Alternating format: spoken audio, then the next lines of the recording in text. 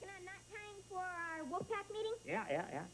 The guys sure appreciate you filling in for the Den Master at the last minute. Hey, no problem, Jamie. I mean, all I got to do is hand out a few good deed merit badges, right? Teach you guys the fine art of outdoor cooking and demonstrate a few knots, like this one. See, Jamie, this is the loop, and we'll call this the rabbit, okay? The rabbit comes out of the hole, it goes around the pole, and it goes back into the hole. Pull that tight, Vicki. Pull that tight. Okay, and voila, I've tied my hands together. I was going to ask you to help me with this bag, but I can see you're all tied up. Here, Mom, let me help you with that. Thanks, Jamie. You can put it in the kitchen for me. May I help you off with your jacket? Why, honey, that's very considerate of you. Thank you. Got it? Anything else I can do for you? Rub your back, get your slippers, massage your feet? Why do I get the feeling that you're bucking for a good deed merit badge? Just because you're helping your mother doesn't mean you're going to get a merit badge, you know? Oh, well, in that case, here, Vicki. Take this to the kitchen. Anything else I can do for you? Rub your back, get your slippers, massage your feet. Come on, wise guy robot. So, how's the head wolf doing? Bow! That's wolf talk for let's fool around, baby. Oh! That's wolf talk for later. So how was your day at school? Oh, terrific. Oh, I just love substitute teaching. It's so challenging. Well, this afternoon I spent over an hour in the principal's office. Were you a bad girl? Actually, it was very exciting. A little deaf boy is enrolling in my class. His parents want to mainstream him into public school. Well, won't it be difficult for him to adjust? No, he can't speak, but he can sign and read lips. So all we have to do is find a translator who can read sign language. Sign language?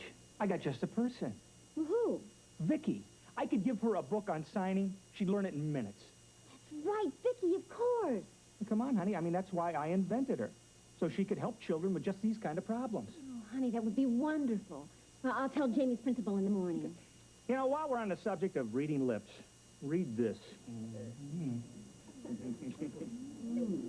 Forget what I said about later. Yippee-i-o-ki-yay.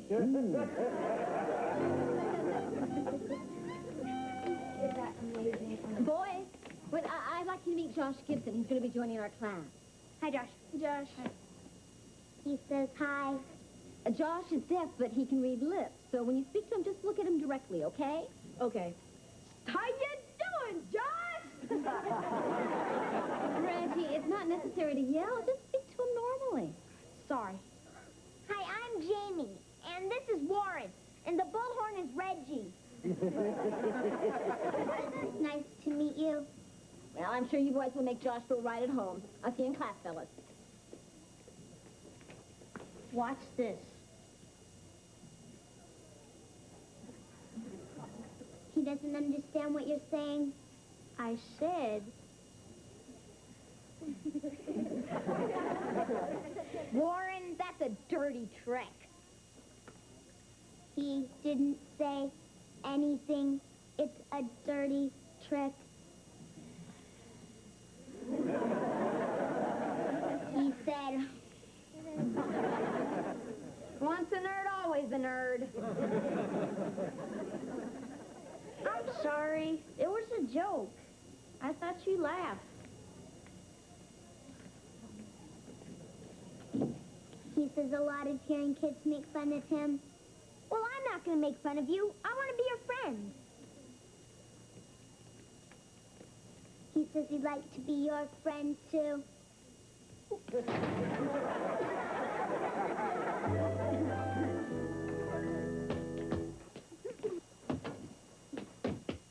Wow, what a shot! Vicki, tell him he's terrific. He wins. Jamie says you're terrific. You win. Thanks, but you're forgetting he can read lips. All right. You want to come inside and play some games on my computer? He has to get home. He had a great time. Well, you want to come to the Wolfpack meeting tonight? It's here at 7. Okay, great. Boy, if I'm going to play ball against him, I better practice my defense. Here, Vicky, try and make a basket against me. Ready? Ready. Let me know if you need any more practice.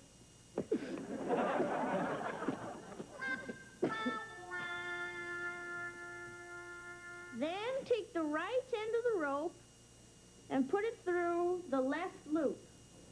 And that's how you make a slip knot. Got it? Yep, we got it, Warren. Warren, would you please answer the door? Sure.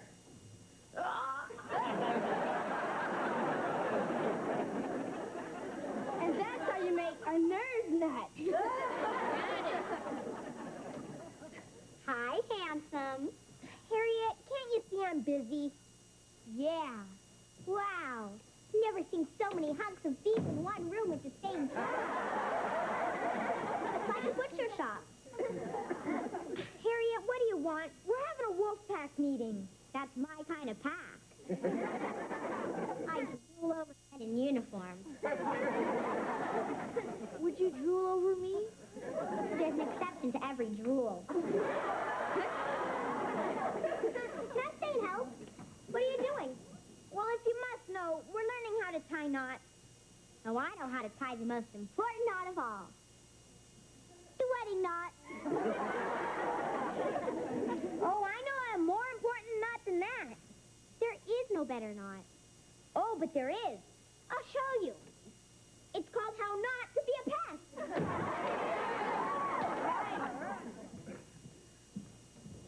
Hi, troopers! Hi, Big Bad Wolf! Okay, the meeting of Wolfpack number 506 will now come to order.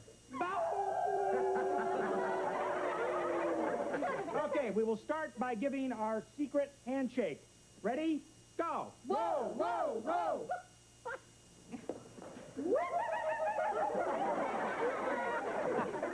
Very good, guys. Okay, first on the agenda. The Good Deed Merit Badges will be handed out at next week's meeting. Okay, so I hope you're all thinking about what you're going to do to earn yours.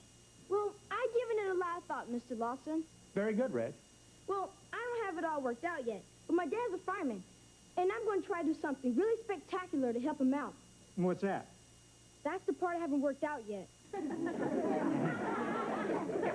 How about you, Warren? Well, I'm going to help an elderly citizen, my uncle.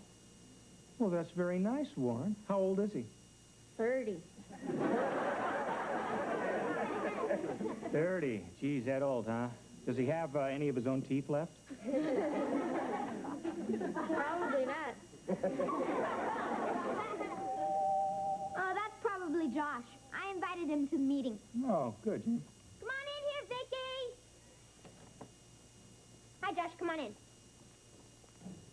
Josh, I'd like for you to meet my friends from the Wolfpack. And you know Vicky, and that's my dad, the big bad wolf. Huff, huff, huff. He can show you how to tie your fingers together. Josh? We were just talking about earning Good Deed Merit Badges, and Jamie, I think it was your turn.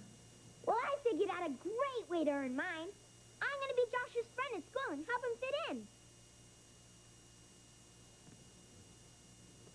You made friends with me just to earn a merit badge? Well, yeah. I mean, no. I mean, it's not the way it sounds. I thought you liked me for me, not for a crummy badge. Well, sure I do. Josh, wait! Josh! What did he say, Vicky? I don't ever want to see you again. Goodbye. Vicky, come back here. Man, I really made a mess of things. Jamie, you don't make friends with someone just to get something out of it for yourself. How'd you like it if somebody did that to you? I guess I wouldn't. But I didn't think I was doing anything wrong. You guys must really think I'm a jerk. They said yes. Hey,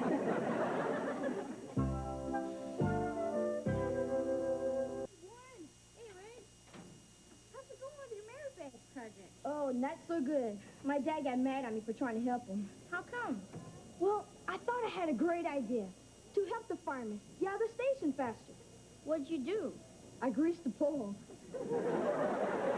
How about you? Well, on the way to school this morning, I helped an old lady across the street. Yeah? Good going. Not really. She didn't want to go across the street. She hit me with her cane. Hi, guys. Hey, Jane. I hope you're doing better with your merit badge project than we are. Are you kidding? After what I did to Josh, who can even think of a merit badge? Hey, there's Josh. Nikki, stop! Tell Josh I want to talk to him. Jamie wants to talk to you. He doesn't want to talk to you, Turkey. Josh, please give me a chance to explain. Oh, no, you don't. You're going to see what I'm saying whether you like it or not. I think that speaks for itself. Josh, I did a dumb thing, and I'm sorry. I want to be your friend. He doesn't believe you. Well, that's okay with me. I was going to invite you to the Wolfpack meeting Friday night. But then forget it. It takes two to make friends. What do you say to that? He said, I know. What a disgusting turn of events. Come on, Jamie, come on. Come on, let's go.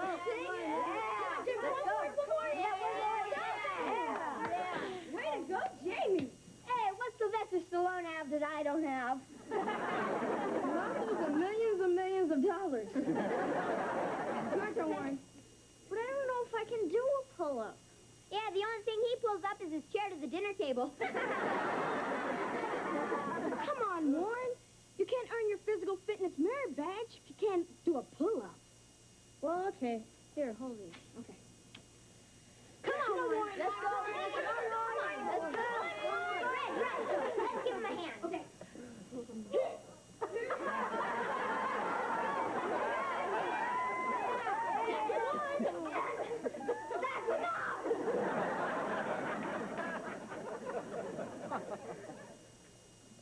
Vicky, would you clean up all this stuff, please? Clean up all this stuff. Hi, honey, what are you making? Honey is making a mess. No, I'm not. I'm making my world-famous chili. I'm going to give these guys a cooking lesson they'll never forget. Here, honey, have a taste. No, thanks. Your chili's too hot. Well, not this time, honey. Try it. It's really smooth. Well, give some to Vicky. If it doesn't give a robot heartburn, then I'll try it. Oh, you big coward. Okay, here, Vicky, taste.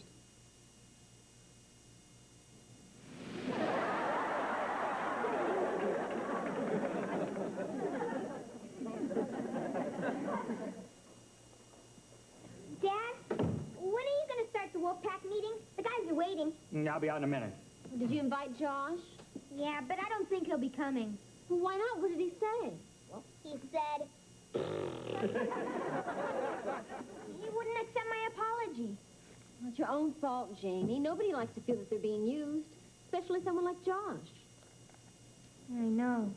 Jamie, take these out to the barbecue. I'll be out in a minute with my mouth-watering chili. Yeah, one taste and you gotta water your mouth for a year. It's not that hot. You kidding? Stuff should be served with a fire extinguisher. Yeah, no, I don't. Making up stuff, you know what I mean? Boy, I'm so hungry I could eat a cow. Looks like you already did. Hey, when do we eat? I'm starved. For a guy who's starving, you sure put up a good front. Hello. Hop, hop, hop. Harriet, you can't stay. We're having a meeting. Looks more like a picnic. Harriet, with you here, it's no picnic.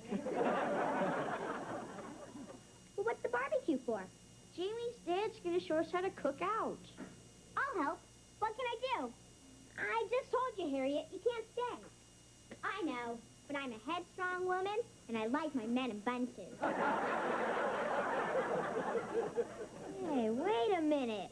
Harriet, you can help us make pineapple surprise.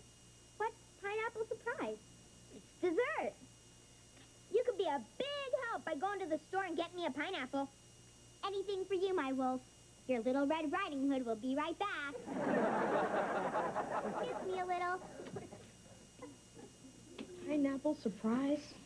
Surprises. Pineapples are out of season. If Harriet can find one between here and Hawaii, I'll marry her. Hi, guys. Ready to cook? No, I'm ready to eat. Okay, guys, before we get to the cooking, we have to learn how to light the fire outdoors. Now, we do this by rubbing 2 sticks together. Now, there's a trick to it, and it's all in the wrist. But once you get the hang of it, it's so simple a child could do it. Now, watch. Dad, I've got an idea. What's that, Jimmy? Let a child do it. Vicky, light the fire. Light the fire. How'd she do that? It's all in the finger. Yeah. Okay, let's put the buns on to give them that nice toasty taste. Now, help me, Vicky. Could you speed it up a little, Mr. Lawson? I'm hungry. Well, I guess I could make the fire a little bigger. Stand back, guys. Guys, that was real dumb. Don't ever do that. Vicky, the water pitcher. Water pitcher.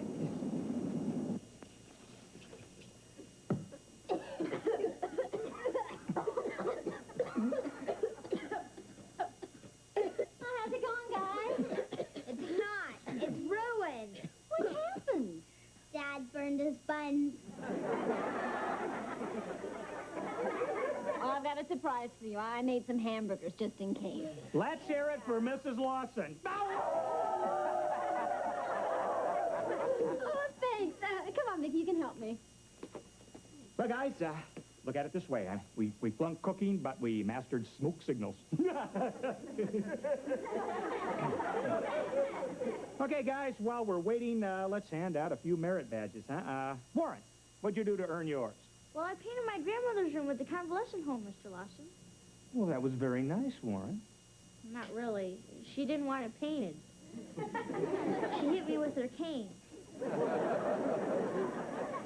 I see. Well, here's a merit badge for good intentions. Sorry, they don't have one for pain and suffering. Jamie, how about you? Well, it's like this, Dad. I don't really think... Hey, there's Josh. Josh! We're really glad you came. What's he saying, Vicky? He said he thought over what you said, so he decided to come to the meeting. We're glad you did, Josh. We were just handing out merit badges, and Jamie was just about to tell us how he earned his. No, Dad. I'm telling you why I didn't deserve one. Because of the way I treated Josh. In fact, I don't deserve to be a wolf. That's why I'm quitting. Quitting? Can I have his hamburger? Jamie, when you made Josh your friend and wanted to help him, you did the right thing. You just did it for the wrong reason. And quitting won't make it right, Jamie. Yeah, we don't want you to quit. I think the fact that Josh is here means that he forgives you and wants to be your friend. Right, Josh? Well, what do you say about making Josh a member of the wolf pack, huh? Yeah. Josh, you're now officially a wolf. Jamie, guess what? What? I found a pineapple.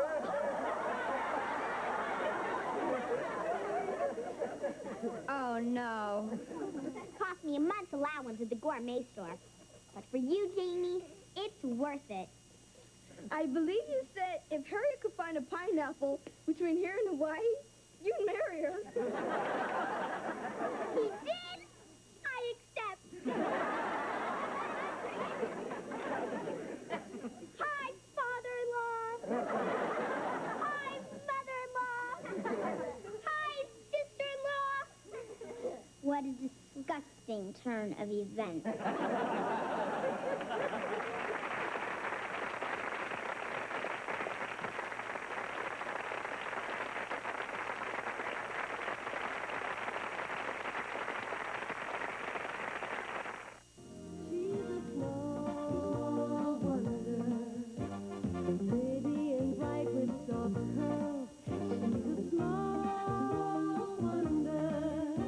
A girl, my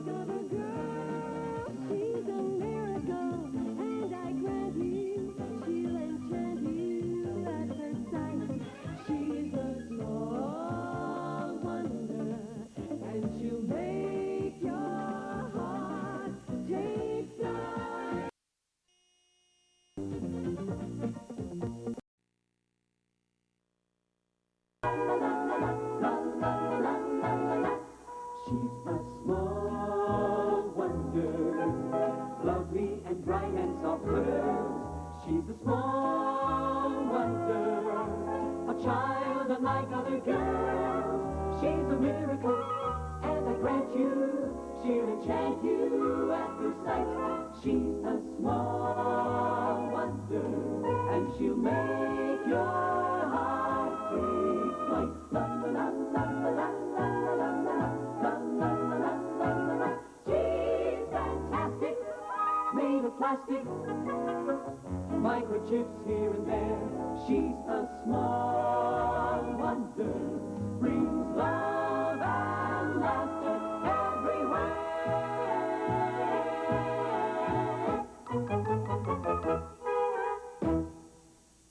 Back by popular demand.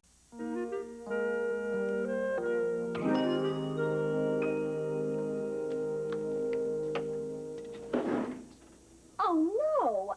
What's wrong? Oh, I set the timer, but I forgot to turn on the oven. Oh, boy. There goes dinner. Oh, your father's gonna growl like a lion. Then he should like raw meat. Wait a minute. I got an idea. Come here, Vicky. You're an electronic miracle, so let's try something. Stick your finger in the roast. Stick my finger in the roast. Now, give it your full power. My full power.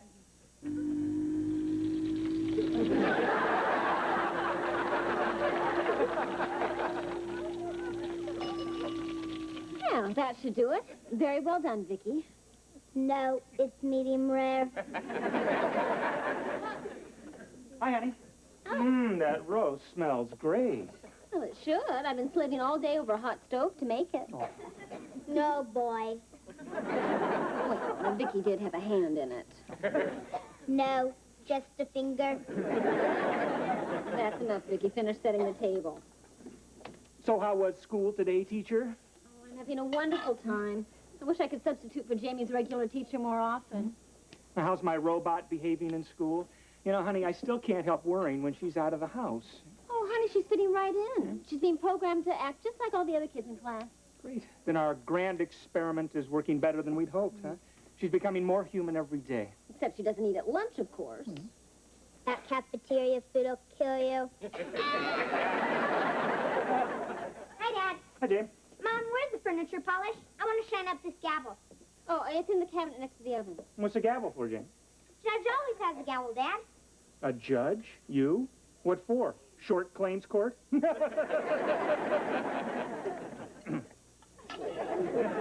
Teaching Jamie's class about the American legal system. I'm turning his 7th grade classroom into a courtroom. And then we're going to try some of the cases of kids who've broken rules in school. Oh, clever idea. What a great way to teach kids about the law. And the class chose me to be judge because I'm fair, smart, and popular. And because none of the other kids wanted it. Well, wait till you hear my news. I saved $50 today. How'd you save the money, Ted? By not getting a parking ticket. You see, I parked in front of a fire hydrant, but when I came out, there was no ticket on my windshield. How could you miss seeing a fire hydrant, Dad? Well, I saw it, but it was late. I was on a side street, and so I just decided to take a chance, you know. And I love putting one over on those meter maids. Vicky,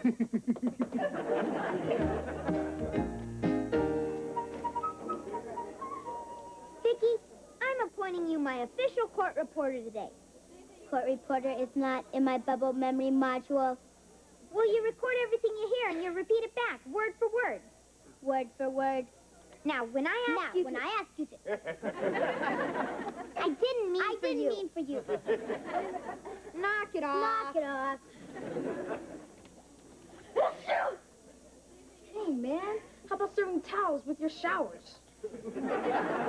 Sorry, Reggie, but during hay fever season, my nose is quicker than my hand. So, how's the Honorable Judge Lawson? Kind of nervous. Listen, Jamie, I gotta talk to you before... Huh? All clear. Boy, talk about acid rain. Sorry. Listen, Jamie, I gotta talk to you in private, old buddy, old pal. Sure, Warren. Vicky, go in class and wait for me. Sure. Old buddy, old pal. What do you want to talk about, Warren? You're my true friend, right? Right. And friends take care of friends, don't they? Sure. good, because I'm your first case in court this morning, Judge. Don't worry, Warren. I'll go easy on you, whatever you did. Thanks, old buddy. Jamie, I can't believe what I just heard. That's not how a real judge acts. I've never been a judge before. I guess I'm gonna have to learn through trial and error. Not funny. Oh. You gotta be tough, or they won't respect you. Like that Judge Wapner on People's Court. Yeah, I'll tell you what, Reggie. Why don't I make you my bailiff? I'll be Judge Wapner and you can be Rusty. All right, we'll throw the book at him. The book? We'll throw the whole library at him. All right, class, let's settle down, please. Now, by the end of the week, we should all have a better idea of how the American system of justice works. Bailiff, call the court to order, please. Hear ye, hear ye. The court is now in session. The Honorable Judge Jamie Lawson presiding. All rise. Here comes the judge. Here comes the judge. Here comes the judge.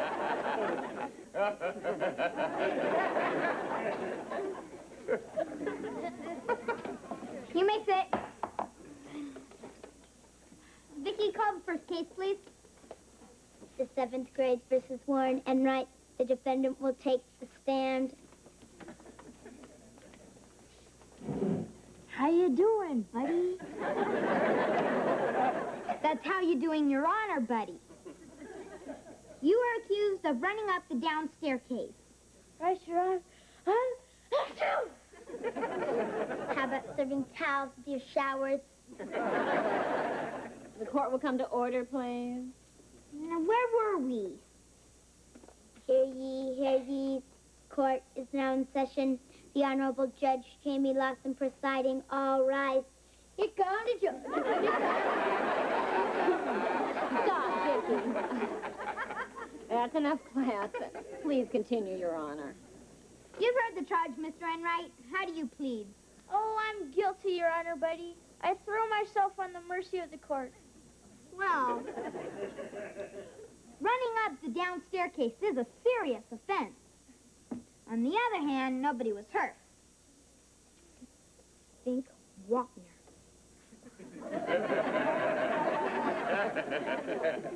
On the third hand, somebody could have been hurt.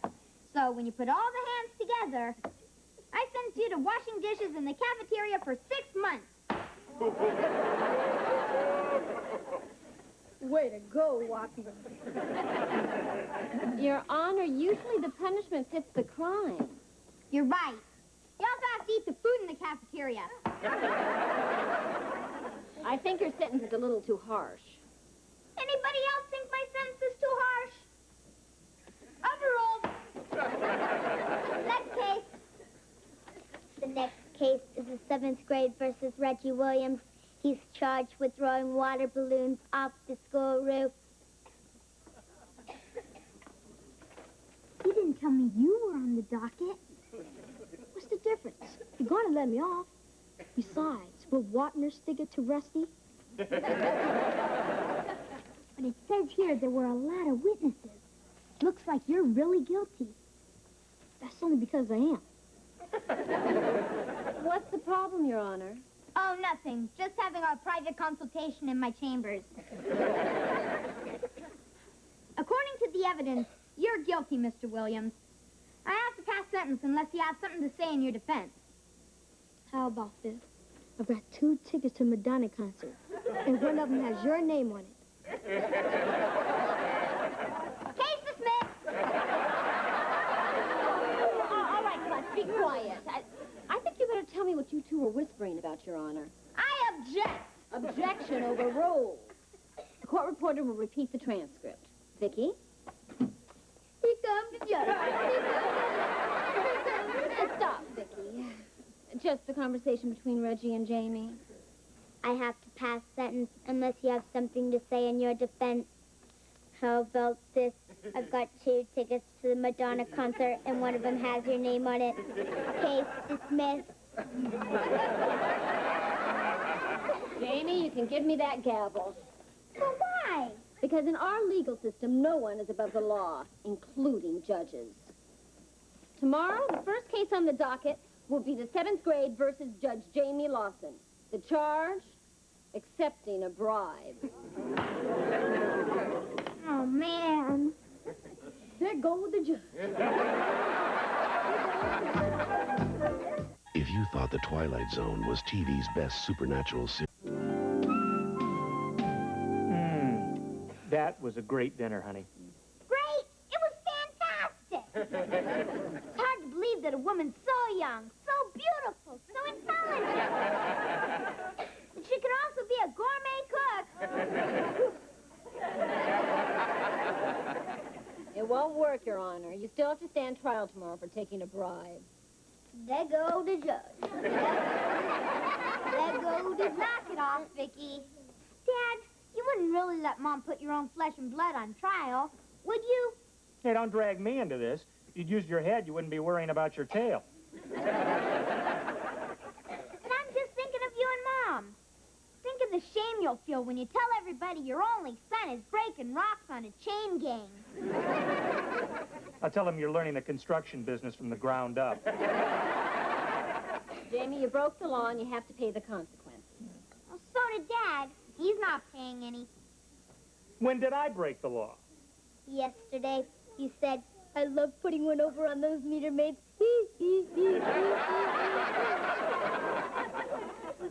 Well, that's different. Why? Do grown-ups have one set of rules and kids another? You've got a point there, Ted. Well, what do you want me to do? Go out and get arrested? Sure, we could be cellmates. Enough, Jamie. Well, at least you gave me a last meal before they hang me. And we'll send a priest to your cell. Vicky, I've got to convince the court tomorrow that I didn't do what I did, or I'm in trouble. They'll hang you. They're going to make hamburger out of me unless I have someone like Perry Mason defending me in class. Perry Mason hasn't lost a case in 836 reruns. Hey, wait a minute. I know someone who'd make as good a lawyer as Perry Mason. You. I'm not programmed to be a lawyer. You will be once you finish reading that book Mom has. The one about the great lawyers and their famous cases. You're gonna save my neck, Vicky. Not to mention your tail.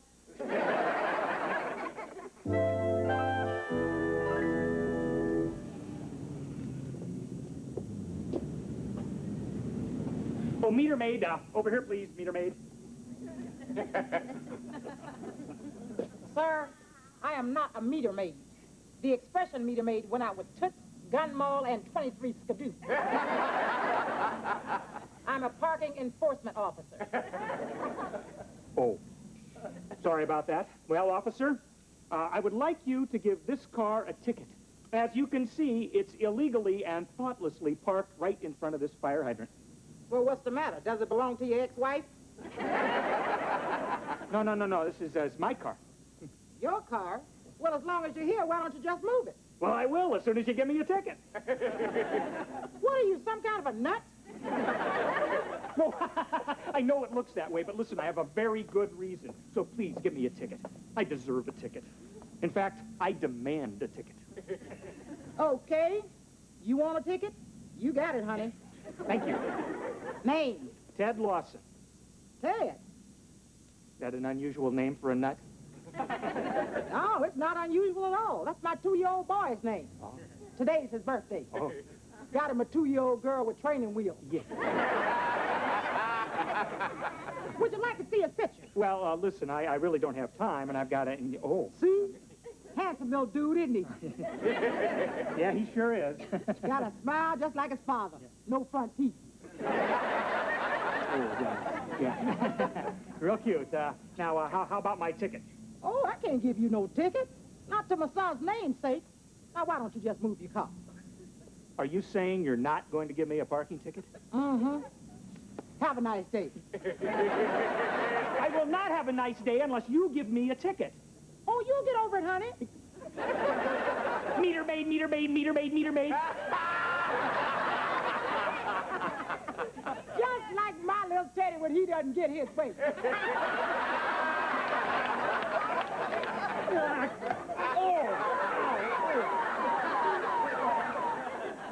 All right, class, let's begin. You've elected your new judge and will abide by his decision. Go ahead, Vicki. Hear ye, the court is now in session. The 7th grade versus Jamie Lawson, crooked judge. All rise.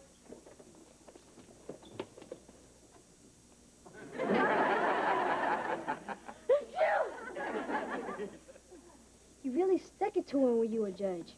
He's going to kill you. Ah, don't worry. I've got an ace up my sleeve. You can all sit down now. You don't have to if you don't want to, but it'd be nice. Sit, class. Your Honor, may I approach the bench? Your Honor, isn't it true that all people have the right to have an attorney defend them? That's correct. That's correct. Good. I wish to call my attorney. And who's your attorney? Yeah, who's your attorney? I call Vicki Lawson for the defense. Okay, go ahead.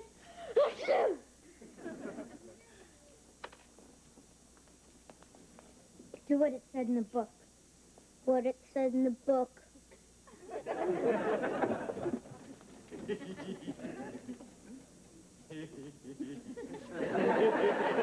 Those are my glasses and my book. Ladies and gentlemen of the jury, Your Honor, I ask you, is this the face of a man who beats his wife?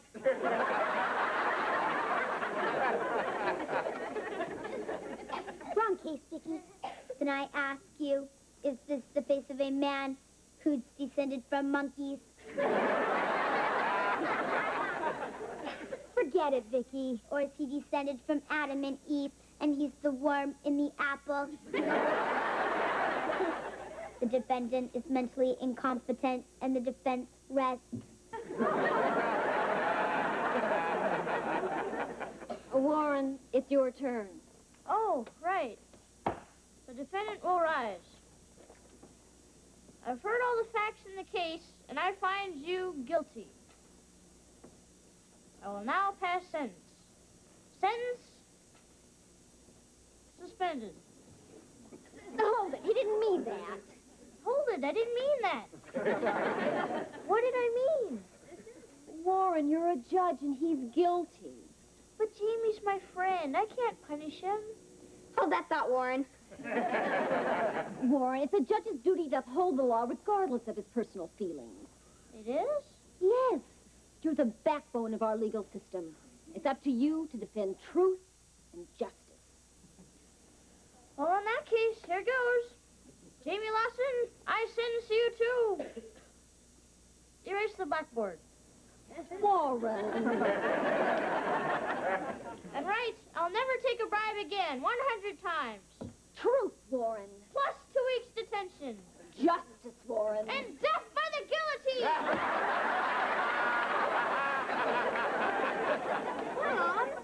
Well, I guess we can suspend the last part.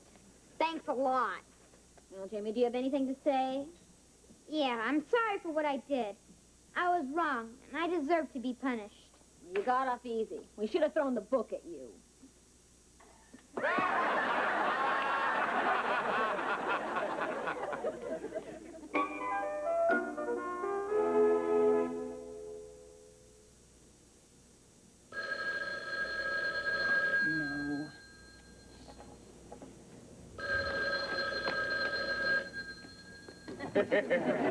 Hello? Yeah, it's Ted. I expected you home from work an hour ago. I thought we were going out to dinner. Joni, when you hear this, you're really going to laugh. Remember last night we were talking about me setting a better example for Jamie? Yeah? Well, I got to feeling so guilty about it that today I went out and tried to get a parking ticket. You're kidding. Did you get one? No. So I went over to the police station and I parked in the red zone out front. Well, I bet you got one then. No, I couldn't find a cop. So I went inside and demanded that they give me a ticket. and then you got one. No, the desk sergeant said that wasn't his job. Oh, Ted, that's hysterical. Yeah, honey, it gets even funnier. When he refused to give me the ticket, well, I told him a thing or two about what he could do with his job. This is really going to make you scream, honey. Can you come down and bail me out? Ted, I can't. My nails are wet. What? You what, honey? What? I'm kidding. Ted? Ted, can you hear me?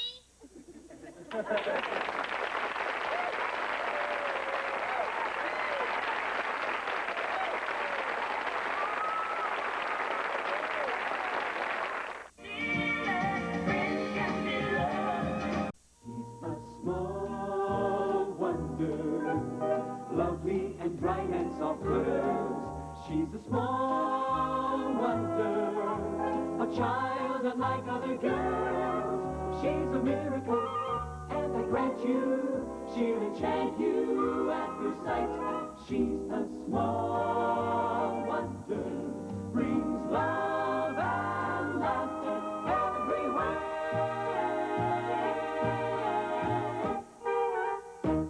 The Green Day.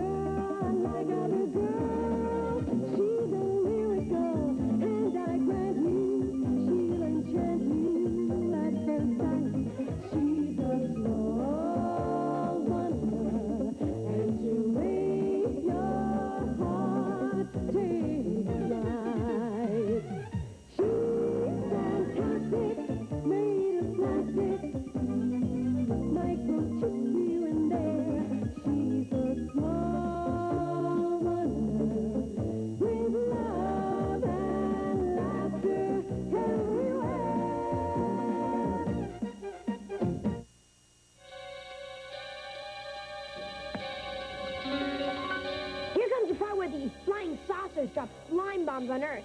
Watch what happens. Thanks, I needed that. I can't help it, Jamie. The science fiction movies really scare me. Well, this part's even more scary. Watch what happens now.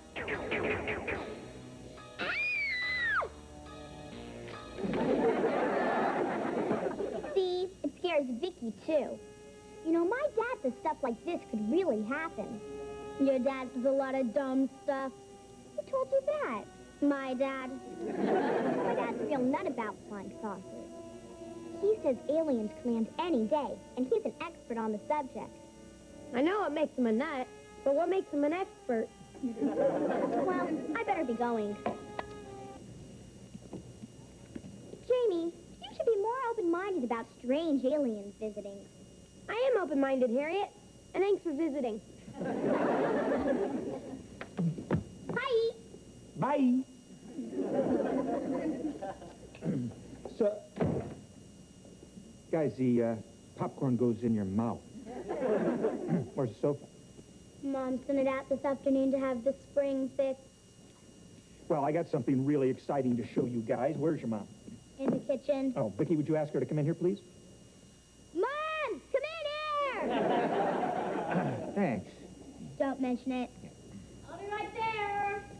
Jamie, I have been working on this for months, and I finally got it perfected, I think. What is it? This. A hologram generator. Wow, a hologram generator. Wow, a hologram generator. What's a hologram generator? Well, to put it simply, it'll allow Vicky to split her optic laser beam recording information at a specific point from two different sources, causing a seemingly real image that isn't there at all. That's putting it simply. In other words, Vicky can project a three-dimensional image, and you don't have to wear funny glasses. Here, I'll show you. Vicky, what do you see on this page? I see the Louis XV chair Mom said you were too cheap to buy. I am not cheap. That is a very expensive chair. For that price, it should come with Louis XV. Okay, Vicki, make a projection of that over there. Over there.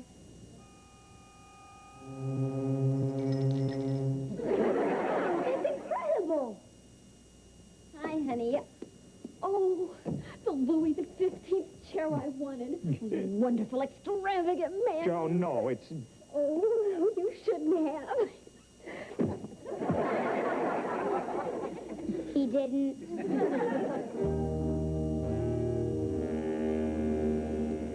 Vicky, we're gonna have a little fun with your new hologram generator.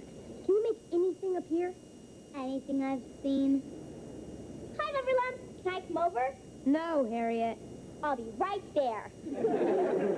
I got an idea, Vicky. Can you make a hologram of that flying saucer we saw on TV last night? Yes, Loverlump. Okay, when I give you the signal like this, I want you to make it appear over the yard. And make the sound, too. We're gonna play a trick on Harriet. Yeah. Hi, Vicky. Hi, Cuddle Bunny. Hi, Harriet. I'm glad you're here. You are? Why? Well, we're neighbors, and neighbors should be friendly.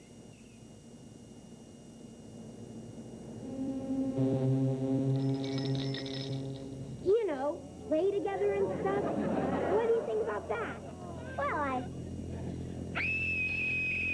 Look! Wow, a little flying saucer. Wow, a little flying saucer. Harriet, was that you that screamed?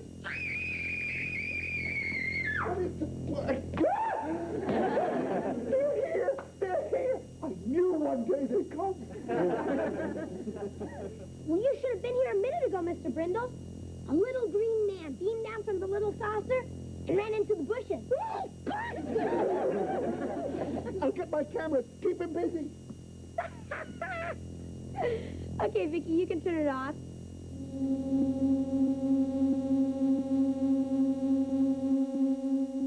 Boy, I sure burned their buns on that one. Hi. Hi, honey. How was work? Terrific. I'm going to present my hologram generator to the board of directors tomorrow. But how can you have Vicky do that? They'll find out she's a robot. No, honey, not with Vicky. I've got another projection system. You should really wow them. Maybe even get me a promotion. But the best part is, Brandon Brendel won't be able to steal my idea this time. See, I built this thing right under his nose at the office, and he doesn't suspect a thing. Are you sure? What do you mean? He's out there sneaking around in our I backyard. knew it. I wonder what he's doing out there. He must be snooping around trying to find out about my generator. Looking for something, Brandon? Baby, this is fantastic! Did you see it? See what? The flying saucer. Flying saucer. It was hovering right over your yard. And a little green man got out and ran into the bushes. Little green man. Are you sure it wasn't the Johnson's dog? Sometimes they dress him in funny clothes. It couldn't have been a dog the saucer wasn't hearing. When it comes back, I'm going to be ready for it. A picture of me with that little green man will make me famous. Yeah, two creatures from outer space. If you don't believe me, ask your own son. Jamie saw the flying saucer and the little green man. Jamie said that? That's right. That should prove I'm not as crazy as I look.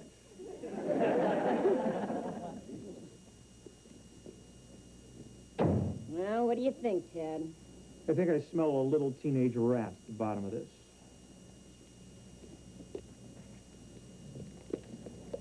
Jamie, what do you know about a flying saucer and a little green man? Nothing, Dad. Mm-hmm.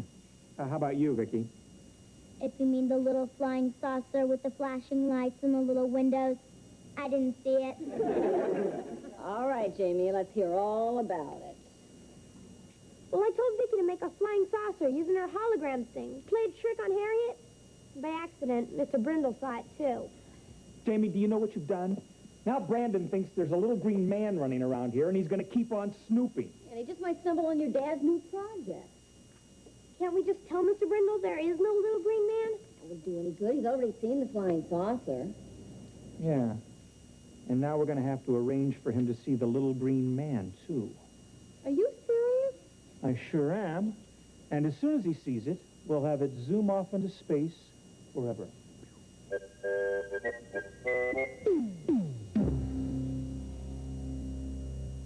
Small wonder will return after these messages. Boy,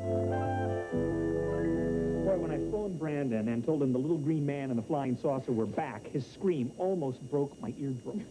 Do you really think he's going to buy this? Well, you sure bought it when Vicky did her hologram trick and made the flying saucer appear the first time. And if he thinks the little green man's gone forever, then maybe he'll stop snooping around here. And he won't accidentally discover my project. Okay, Vicky, make the flying saucer appear up there. Up there. Oh, Ted, that's really fantastic. Yeah. Okay, Vicky, now the little green man over there. Teddy! Teddy, where are they? You... It's you! Jamie, protect me!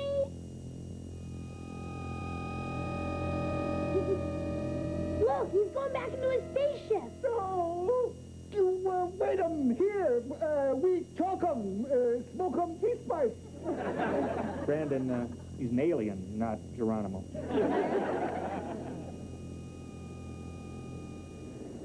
It's gone. Oh, no! I forgot my camera. Now I'll never be able to prove that I actually saw a flying saucer. Well, the important thing is that you know you made contact with an alien being. You're right. You're right. I have actually had a close encounter of the third kind. And I'm having a close encounter of the best kind.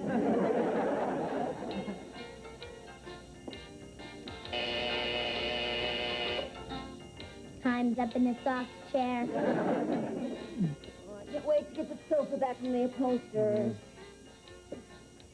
Oh, I get it. Teddy, hi. There's somebody I want you to meet.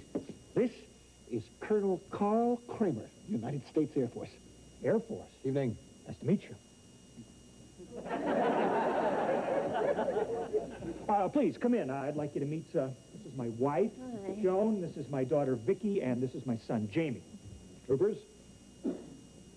Hello, fly boy. So, what can we do for you, Colonel? Well, Colonel Kramer is here at my invitation to investigate my UFO sighting. Oh, well, that, I don't know what there is to investigate, Colonel. I mean, that UFO is gone.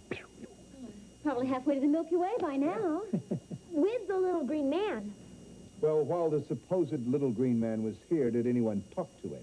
Mr. Brindle did. Oh? What did you say? He said, no, you wait 'em, we talk 'em, we smoke 'em peace pipe.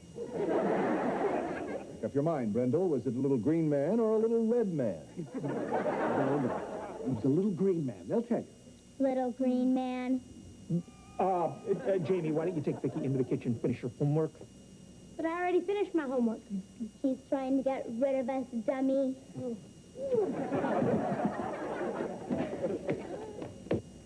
Yeah. Well, Colonel, gee, I'm awfully sorry you had to come all this way for nothing, but I want you to know it was really nice to meet you. Lawson, your Sir. company does top secret work for the government. I have no choice but to investigate. But what if the flying saucer doesn't come back? They never do. These sightings are usually hoaxes reported by some kook. But when someone like Brindle, a supposedly respected cybernetics engineer, an upstanding citizen... Peach of a guy. Yeah. When someone like that reports it, well, it casts a different light on it. We won't bother you. We'll just bivouac in your backyard for the next couple of days. Couple of days? Brindle, will you help me set up the equipment? Sure. I'll even bunk down with you. We can scan the heavens together. 2 heads are better than 1. You should know. Great. Ted, isn't there some way to get rid of them? Well, only if Brandon tells the Colonel that the whole thing's a hoax and that he's a kook. I'm sure the Colonel already thinks that Brandon's a kook, but he would never tell him that it was a hoax. He would if a certain someone asked him to. Who's that? The little green man. You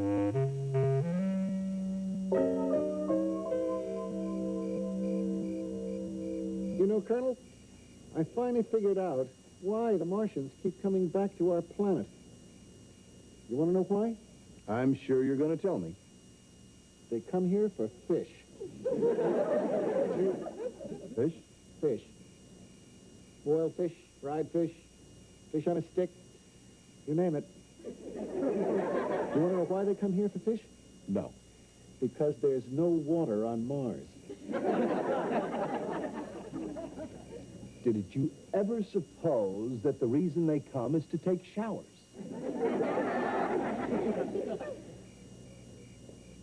Boy, you're good. No wonder you've got all that fruit salad on your chest.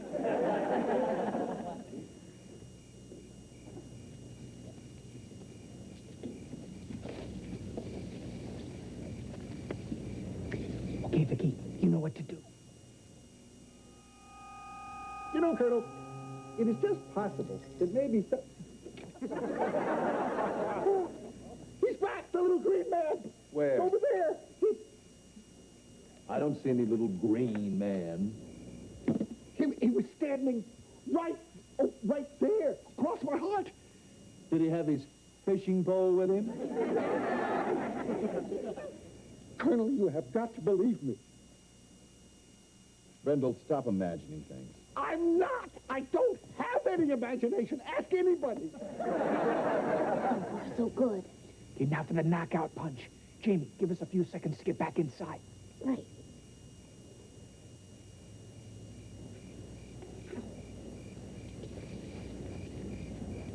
Mr. Brindle? Dad said he wanted to talk to you. It's very important. Not now, Jamie. The Colonel and I are soldiers together on this mission. It's okay, soldier. But, Colonel... Chin, hut. Left, face, forward, march. Hut, hut, hut, hut, hut, hut, hut. What a weenie. What is it, Teddy? Make it fast, huh? Brandon, we saw the little green man in the house. No! I just saw him outside! He spoke to us. No. Yeah. He said he wanted to speak to you. Me? What did he want? He didn't say, but it must be very important.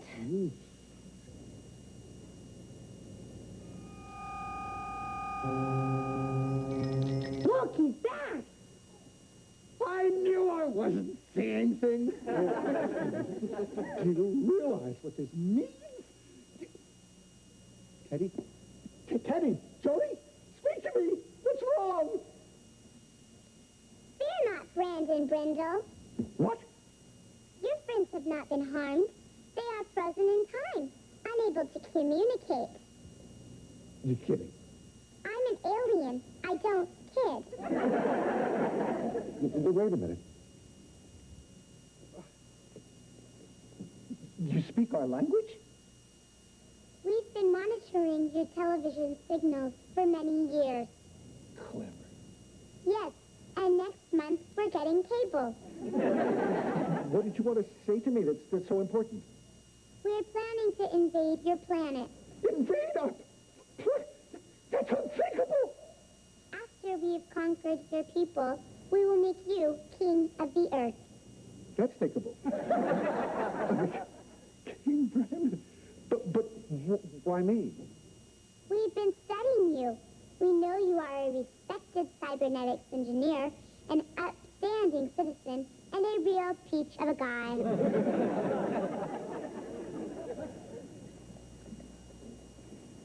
Me, Brandon Brindle, king of the earth.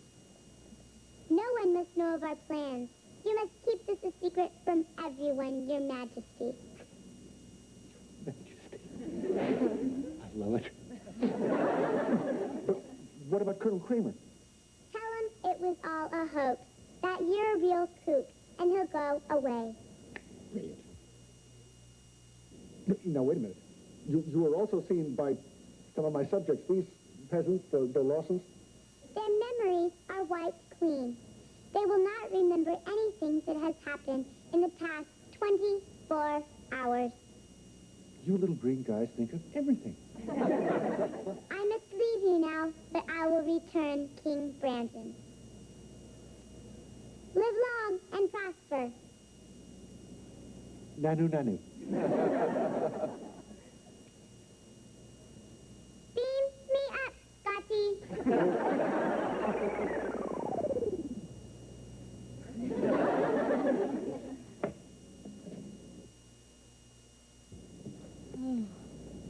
Brandon, what are you doing here?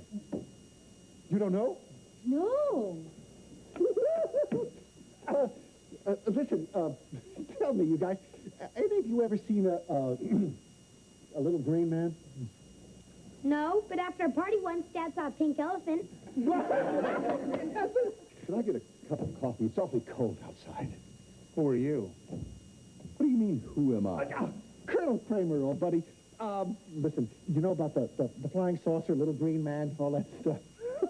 You're gonna laugh when I tell you this. I made it all up. It's a hoax. You mean I'm out there freezing off my brass buttons for a hoax? I'm a kook. That's them. Oh, he's a kook, all right. Oh, real fruitcake. His lights are on, but there's nobody home. He's a real cuckoo clock. Brindle, you could be arrested for this. The next time you want to see a creature from outer space, I have a suggestion for you. What? Look in the mirror. Brandon, what's all this about flying saucers? No time for explanations now. I have a lot of shopping to do. Where can I get a throne cheap? All right!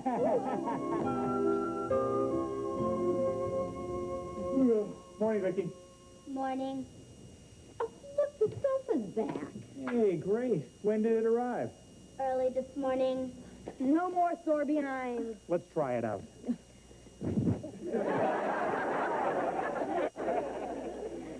I really burned your buttons on that one.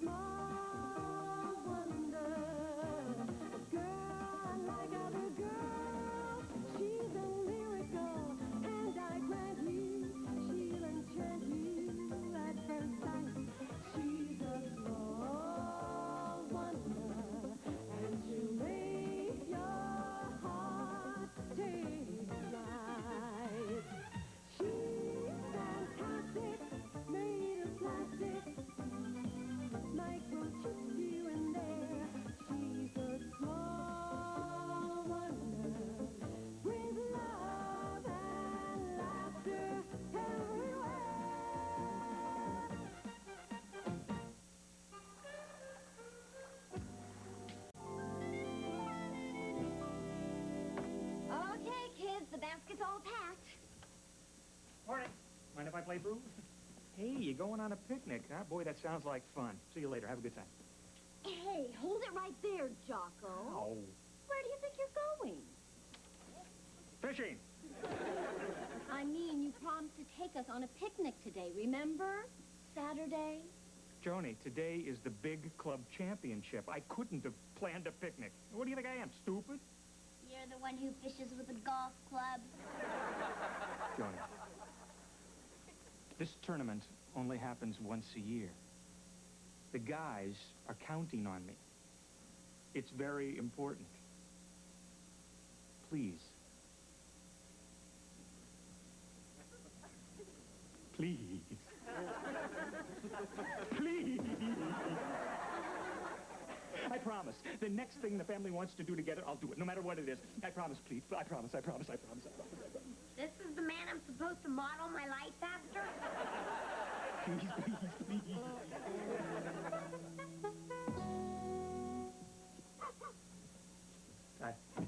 So what do you think, honey? You think the trophy will be noticed up here, or, hey, maybe I should put it over the mantle in the living room, huh? Why don't you just hang it on the front door as a knocker?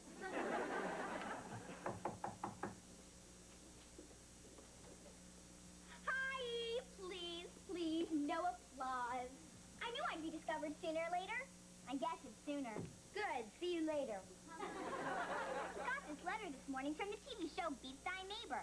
They want my family to try out for the show. Hey, I was watching that this morning. That's that funny show where the neighbors compete against each other in crazy contests. Yeah, to see which families can make the biggest fools of themselves. Right. My family's perfect for it. Here's the mail. Just one letter for you, Jocko. Did you get chosen for the show, Harriet? Oh, it's simple. At the end of each program, they tell you where to send a postcard if you want to be a contestant. So I sent one in, and they chose us. I bet it'll be fun. Fun? You call one family dressing up like ice cream cones and the other family trying to lick them clean fun? Well, I call it degrading. Family loses all dignity and self-respect. In our case, we've got nothing to lose. Bye. Bye. I don't believe this. What is it? It says here we've been invited to try out for Beat Thy Neighbor. All right. All right, who submitted our name? I didn't do it. I didn't do it. I did it. Vicky, why'd you do it? The man on TV said to send in a postcard, so I did. Well, no way are we going to try out for that show. Dad, you promised. What did I promise? Please, please. I promise. The next time the family wants to do something, I'll do it. Oh, that promise. Well, I thought you meant like taking in a ball game, not swimming in chicken fat. Come on, you guys. Only a complete imbecile would go on Beat Thy Neighbor. Hi! I rest my case. Hi. My, you're looking well. For you. Nice trophy. Thank you. Where'd you buy it? You probably heard we are going to be big TV stars, but don't worry, sweetheart, Bubby, we'll still keep in touch with the riffraff.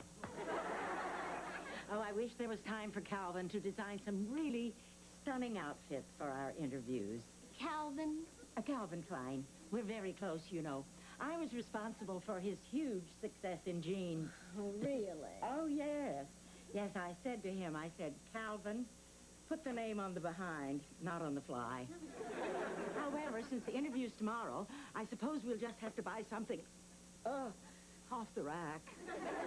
We got invited to try out for Beat Thy Neighbor, too. I'm not going to subject my family to all that embarrassment and ridicule. The grand prize is $50,000.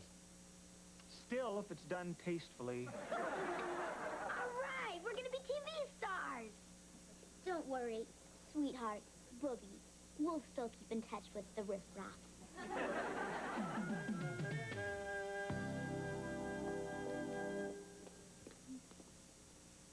Thank you, Shanna. Now remember, act up. Pippy, bright, lots of personality, just like the host of the show, Guy Dwyer. Brendan, I don't have to act. That's the way I am naturally.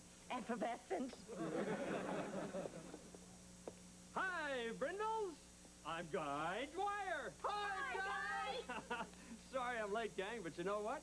Somebody stole my brand new car. Oh, what a shame, but of course it was insured. No! You know, I like your sincerity. Yes, I see you're exactly the kind of people I want on my TV show. You're happy? Fun loving? Want to come on the show to have a good time? Not just there to make the money. Money? You give away money? We had no idea. You wouldn't believe the hard luck stories I get from people pretending to be down and out just to come on my show to make a buck. That's disgusting. Well, I've already picked one of the two families to be on the show, and that's the Gumps. And I would really like that other family to be the Brindle clan. However, I still have to interview one more family from your neighborhood, and that's the Lawsons. They're a wonderful family. You can't tell right away because they're so boring. In that case, you stay by your phone because you may get a chance to... Be my neighbor! Real good.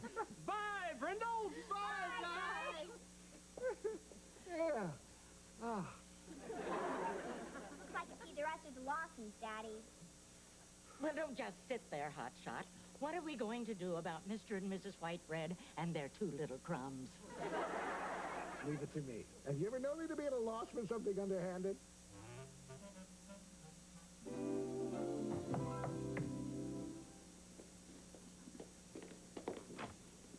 Hi, Harriet. Hi, Vicky. We just got back from our interview for the TV show, and it looks like we're going to be on it. When's the interview? At 2 o'clock this afternoon. Well, confidentially, Vicky, I know a way you can get on the show. For sure. How? See, what they're looking for are poor, unfortunate families who are broken down on their luck. And the sadder the story, the better. Oh, hi, Harriet. Oh, hi, Mr. Lawson. Nice chatting with you, Vicky. Bye. What'd she want? She said they had their interview, and it looks like they're going to be on the TV show. I wonder how those clowns got picked.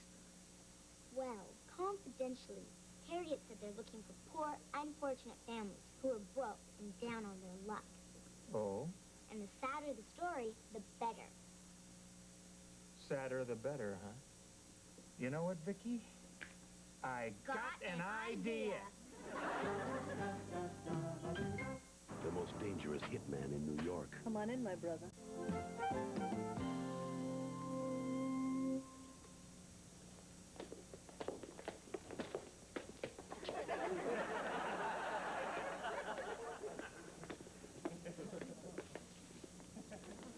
Hi, Mr. Dwyer. We're the Lawsons. Oh, hi there. Awesome. Hi, guys. Forgive me for staring. Yeah, well, please sit down. Thank you.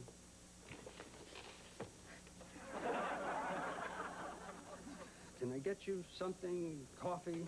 Oh, thank you. What would you like in it? A lamb chop. You poor people. When was the last time you ate? April.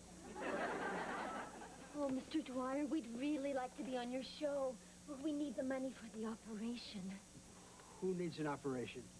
You all need an operation? Yes, and the poor children need money for their dental work. I need braces for my teeth. I need teeth. Okay, I've heard enough. You are on the show. I'm dumping the Gump family, and I'm putting you on. You are certainly much more deserving. No, wait. This is wrong. We can't let them dump the Gump. Oh, you're right, honey. Mr. Dwyer, listen, we're just not as bad off as we seem. What courage. Yeah. What a gutsy family. Yeah. No. No. I'm not going to take no for an answer. Let me level with you folks. As I told the other families going to be on the show, the Brindles, I usually hate this kind of hard luck story. What? You told the Brindles that? But I'm going to make an exception. This is the saddest story I've ever heard. You people are pathetic. I haven't been this moved since our ratings dropped. Well, in that case, I think we'd love to be on your show, Mr. Dwyer, and beat the heck out of the Brindles. Right, Lawsons? Right. An eye for an eye.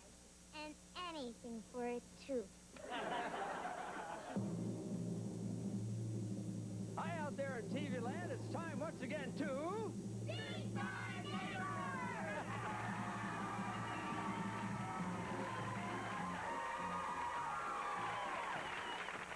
And welcome to the show that brings neighbors together in kooky competition. And competing today are 2 fun-filled families just ready to wipe each other out. Hi, Brindles. Hi, guys. Hi, Lawsons. Hi, guys.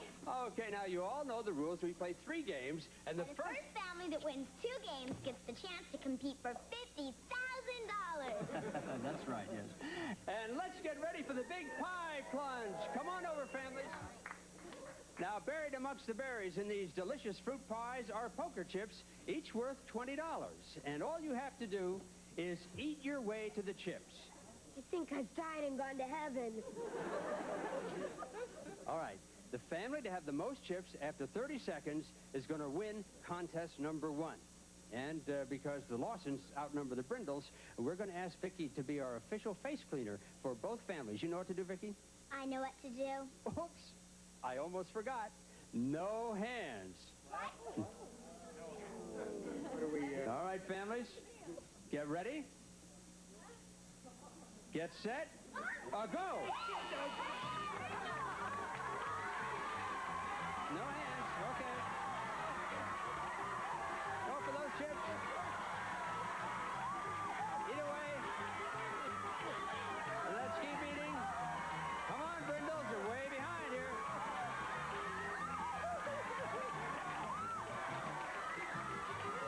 Looking for those chips, Brindles. Let's find those chips. All right, there's the buzzer. Hold it. That's it. No more competition. And now, let's see how well the Brindles did. Brindles have 5. Nice going. All right. Yeah. And Lawson's, how'd you do? We have 5, guy. 5? 6. That means the Lawsons win contest number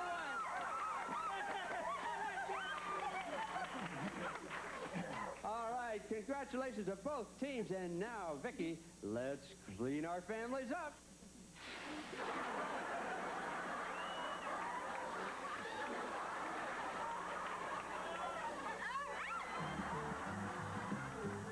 And now it's time for contest number 2. Curtains, please.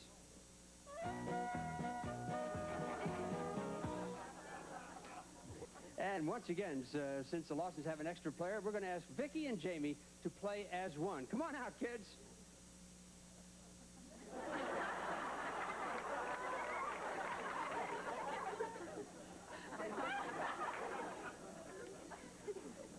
All right, let's begin our game. Now, the object is to take the ball. Thank you, Shauna. Take the ball. There we are. And pass it to the person next to you.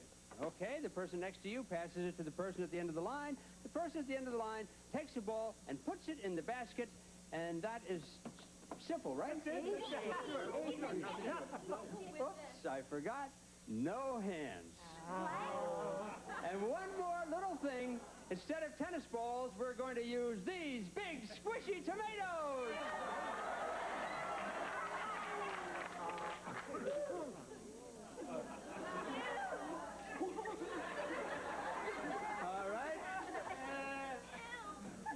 Everybody set to begin. The family with the most tomatoes in the basket wins this round. Ready, get set, go.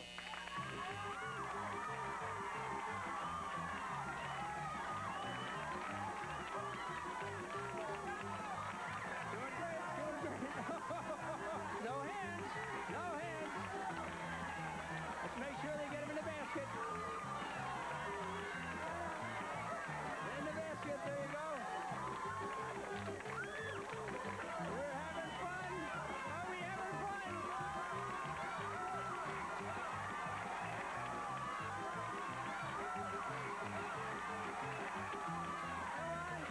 Get them in the basket. More tomatoes. Let's get more tomatoes.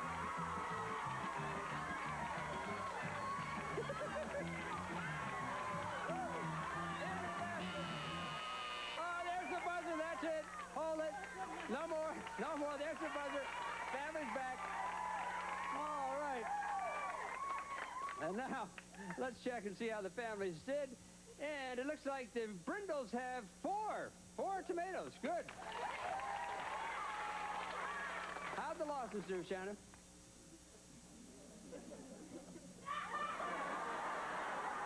Isn't that wonderful? Beauty and brains, too. Well, that means the Brindles win contest number 2.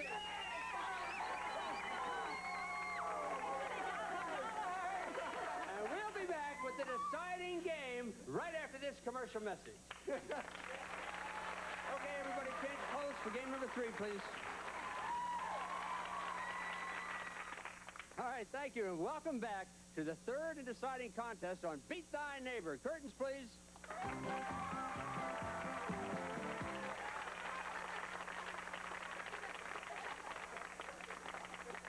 Now it's time to go slopping for silver. Stashed in this slime are silver tokens, just like this one. And the family that finds the most tokens is going to be our champion and win a fun-filled vacation to Acapulco.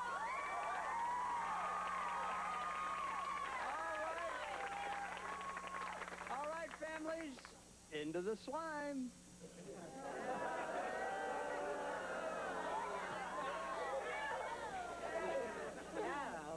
And now, hold on to the shoe. Let the game begin. Yep.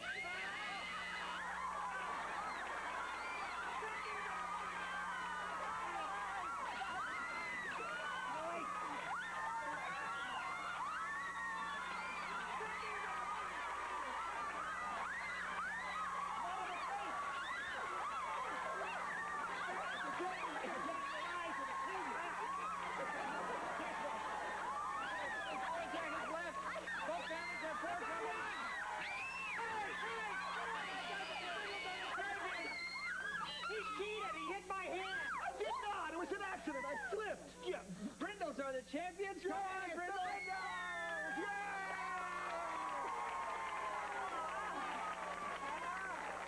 And now, the Brindles have a decision to make. Uh-huh. Do you want to keep your vacation trip to Acapulco, or give it back for a chance at our $50,000 grand prize? You have 10 seconds to decide.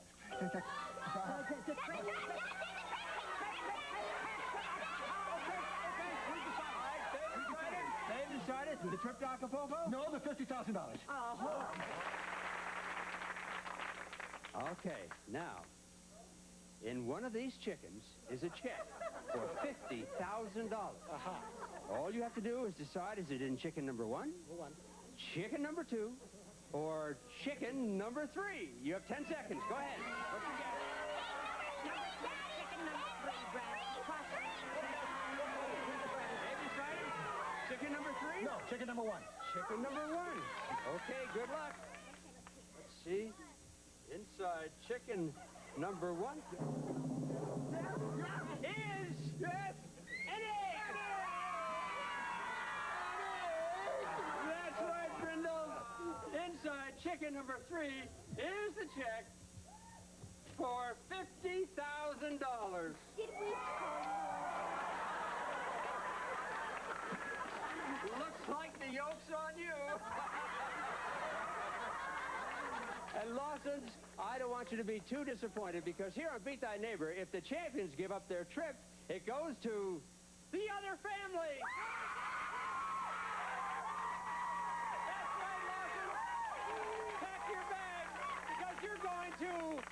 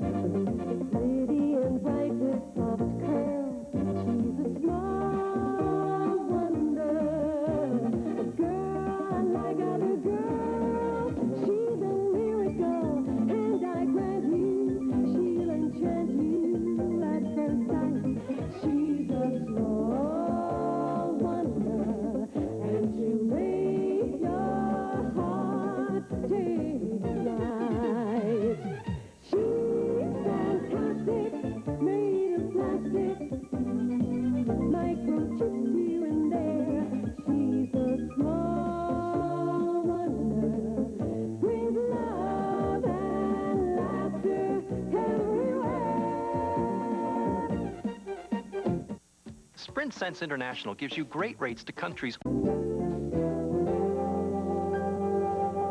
this is backwards work. There's got to be a better way to get rid of these leaves. A better way to get rid of these leaves.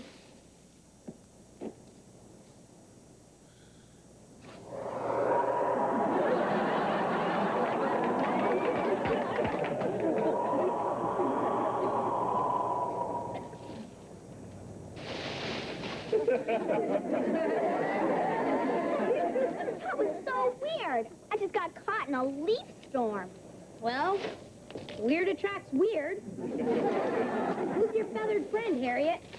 Oh, well, this is my new parrot, Waldo. Does he talk? Well, he hasn't said anything yet. Waldo want a cracker? Aww. Waldo want some bird seed? Aww. Dumb bird. If he's so dumb, why'd you buy him? Because we're color coordinated. How are we going to tell them apart? The quiet one has feathers.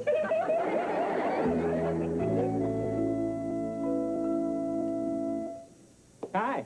Science? Joni, I'd like you to meet RAM class. RAM class? Yes, it stands for Random Access Multiple Concurrent Linguistic Analytical Sequencer. Oh. Hi, RAM class. Hope you like meatloaf. It's my latest modification for Vicky. I'll show you how it works after dinner. Hey. Honey, you are in love with a genius. I am not. You're the only man in my life. Anyway, I got another surprise for you. Remember that big charity ball that my boss, Harold Jennings, sponsors? Yeah, the one that we can't afford to go to because it's $500 a person? That's the one, and we're going. What? Well, that's $1,000 for the two of us. Do you have a separate bank account that I don't know about? Joni, everybody on the organizing committee gets in free, so I volunteered. Great. You.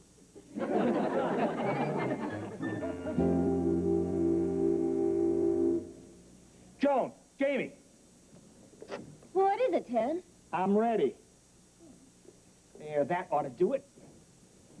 Okay, Vicky, a drum roll, please. A drum roll.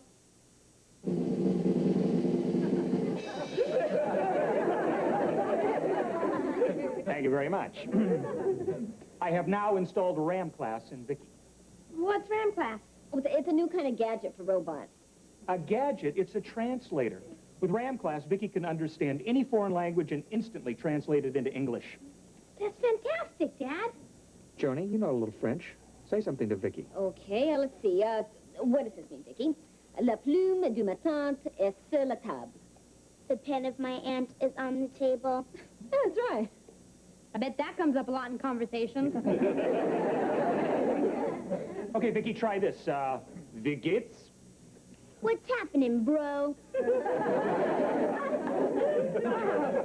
She even speaks school German. Oh, Ted, that's incredible. But what are you going to use it for? Well, one of the reasons I created Vicky was to help children with learning disabilities. And with RAM class, robots can help kids no matter what language they speak. I got a real test for her, Dad. Let's see if Vicky can translate the Spanish language station on TV. Good idea.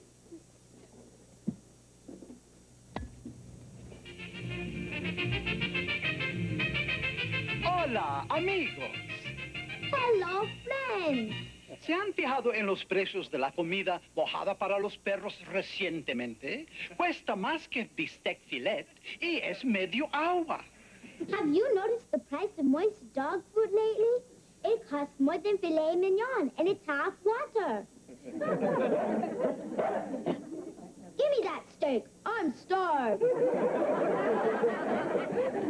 Who said that, Vicky? The dog. The dog? I've chewed old slippers that taste better than this dog food. I'm going to get even with you, pal, on your leg. Vicky can't translate what a dog says.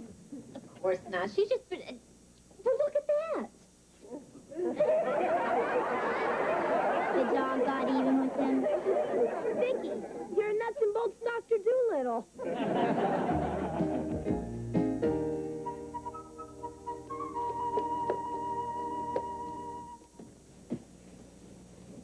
Joan, what are you doing?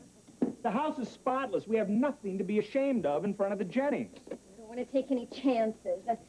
Cynthia always makes me feel like she's Gucci's and I'm a swap meet. Mr. Spot. Harold, Cynthia, nice to see you. Of course it is. Please come in. Cute pooch. What's his name? Oh, Foo-Foo. He comes from a long line of... Quiet. And why are you still here, Harold? Well, I just thought that... Well, don't. You know how thinking gives you a headache. Here, Foo-Foo will be late for his hair appointment. And I need our car. So, Ted, I'm sure you'd be happy to take Harold. Yeah, sure. No problem. What pet groomers do you take Foo-Foo to? Pet groomers? Ooh, they're all full of animals. We take him to Jean-Paul Ramon. That's Cynthia's hairdresser. See the resemblance. Yeah. Well, see you later, Cynthia. Bye, hon. Come on, Harold. Correct me if I'm wrong, but does Foo-Foo always growl when he hears your name? It's a big improvement. He used to go for my throat. Well, Cynthia, what exactly can I do to help you with the charity ball? Just a few simple things that shouldn't tax your abilities. Vicky, this weighs a ton. Would you give me a hand? Give you a hand. Thanks. Hi. Oh, hi, Harriet. How's your bird? I'm losing my voice trying to teach Waldo to talk. I think he's defective. Maybe Vicky can find out why he won't talk. She can understand animals. I'm a nuts and bolts Dr. Doolittle. What do you mean she can understand animals? That's ridiculous. Just trust me. Try and make him say something. Go ahead. Waldo, say something. Come on, you fraud, say something. Open that beacon, say something. See, that's all he says. If you can understand animals, what does that mean? It means, but Harriet, he can't get in a word edgewise. Just like the rest of us. Do you mean he'd talk if I just shut up? Works for me. Works for me. Vicky, you're a genius. Yeah, I just figured out a way to use Vicky's talents and make some money. You're looking at Dr. Vicky Doolittle, the world's greatest animal psychiatrist. Works for me. Works for me.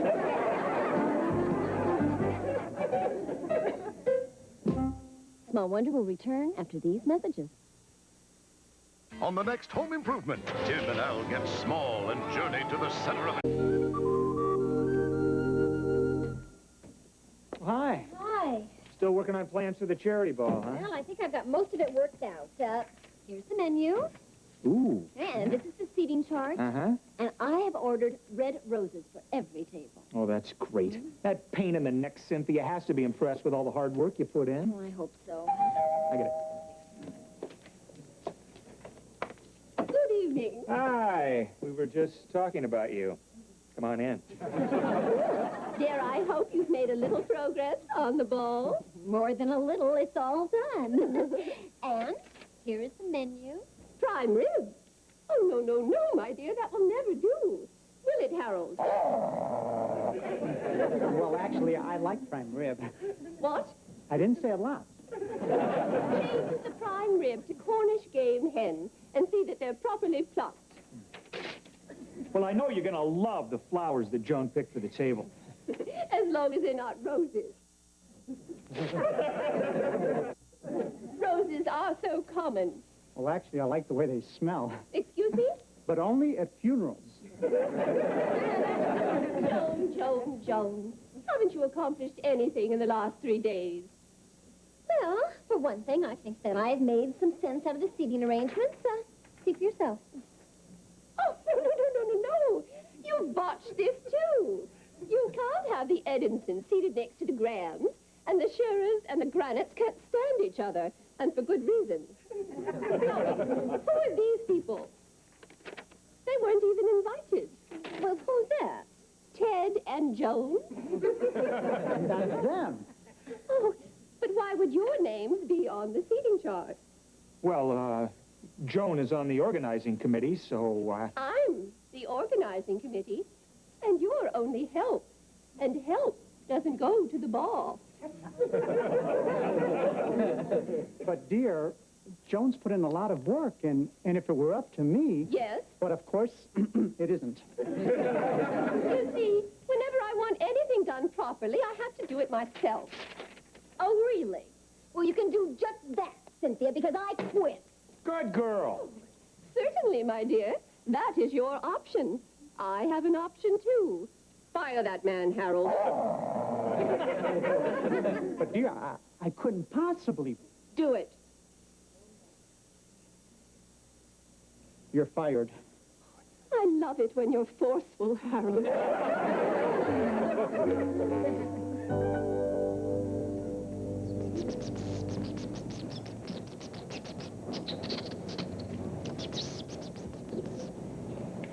Your mouse says he's lonesome because he's all alone in his cage. That'll be $1. Thank you, Doctor. I'll stop at the pet store and buy him a little boy mouse to play with. He says if you really want to make him happy, get him a girl mouse. Next patient, please. What's the problem? Well, my guinea pig just stands in the corner of his cage all the time. What's wrong with him? If you'll take a seat.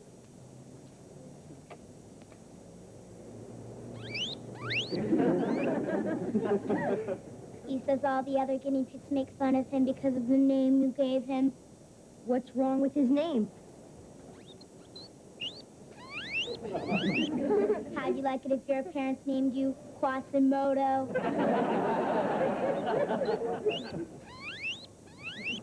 He says he prefers the name Bubba. Case closed. That'll be $1. Thanks for curing my guinea pig, Doctor. Come on, Bubba. Next patient, please. What's the problem? Well, this is my frog, Jumpin' Jack Flash. He could be a champion jumper, but all he does is sit. If you'll lie down on the couch, please.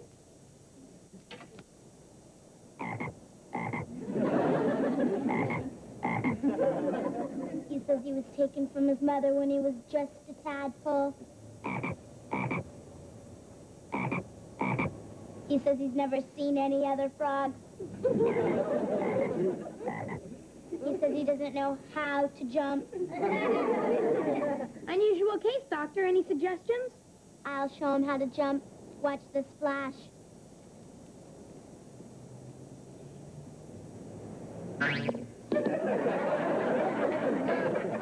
Wow, how'd she do that? Well, Vicky was raised by frogs. Okay, Flash, your turn.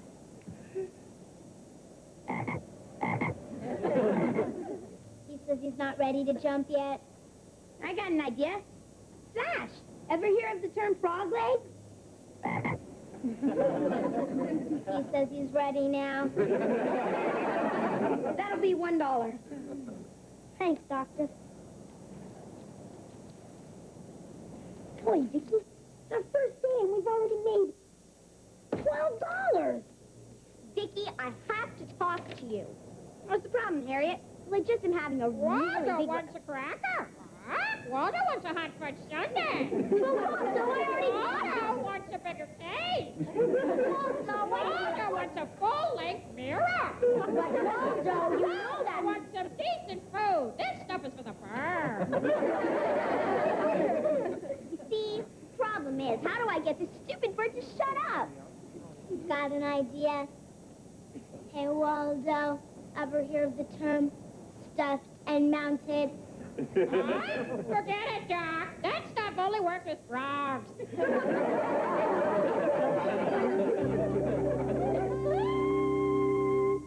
What? Listen, are you aware of my qualifications? Listen, no, I can't take a job that... Boy, that sounds really interesting. Yeah. I'll get back to you soon. Thanks. Bye. How's the job hunting going? Oh, great, honey. I was just talking to an auto company in Detroit, They need someone to service a robot that stamps out the car ashtrays. Ted, you're better than that. Well, honey, it's a great opportunity. After a year, I moved right into hubcaps. Well, that's ridiculous. You're a highly regarded robotics expert. I know, honey, but it's a highly specialized field. I mean, there aren't many companies that do what I do. Oh, the more reason to call Cynthia Jennings. I'm sure that once we apologize, she'll tell Harold to give you your job back. No way will I call her and apologize. She'll make me crawl and squirm and rub my nose in it. Then I'll call her. Well, that's different. I can't understand why Cynthia wouldn't accept my apology over the phone. Honey, you know vultures. They like to personally pick the bones clean.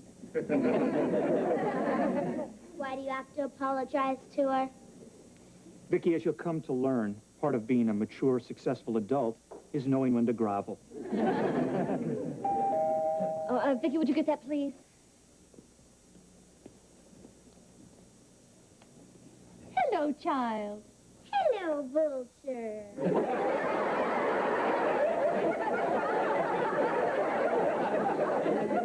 The bones are over there. Harold, Cynthia, how nice to, let's cut the small talk and get straight to the groveling. I don't want to be late for my voice lesson. A voice lesson? I didn't know you sang.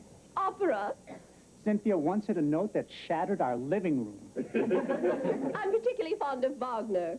Do-do-do-do, do-do-do-do, do-do-do-do-do.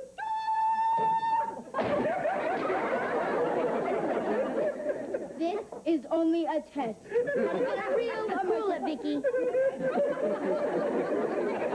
As for your apology, I'll assume you didn't realize how offensive your behavior was to a woman of my breeding. I abhor coarseness. So why do you watch All-Star Wrestling? What? Why, I'd never watch anything that barbaric. Your favorites are Andre the Giant and Junkyard Dog. Are you kidding? Hulk Hogan could rip both arms off. Well, I may have watched it once. Gee, personally, I love wrestling. What? Only with you, dear. Curb your hormones, Harold. Cynthia, about the charity banquet, I realize that you've had more experience at arranging these things. Of course I have. Before we were married, I was an executive in the hospitality industry. You were a cocktail waitress at a bowling alley. Everyone called you Trixie. Who told you that? Him. Harold, how did you know I was a cocktail waitress? You mean it's true? Oh, of course not. How much is a beer and a gin and tonic? $5.50.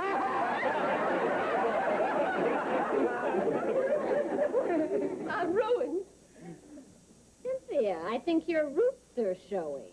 Oh, not those two. I've been so careful. And now these people will tell everyone about my past. Not necessarily, Cynthia. I mean, if Ted were still working at United Robotronics... But he is. Give him his job back. With pleasure. Ted, you got your job back. That's great. You know, things have been a little rough financially around here since Ted's been out of work. Give him a raise. You got it, Ted. Mom, Dad, didn't you guys say something about going to a charity ball? Of course they're going. I wouldn't hear otherwise. At the head table. That's impossible. The head table is reserved for the creme de la creme. You do understand. He understands, Trixie. All right. The head table it is. I think we really must be leaving, Harold. They've finished apologizing. Come to Mama. He says, get your grubby hands off me. Well, now that we're all such close friends, Cynthia, maybe we should go out together one night. Yeah, maybe we could all go bowling.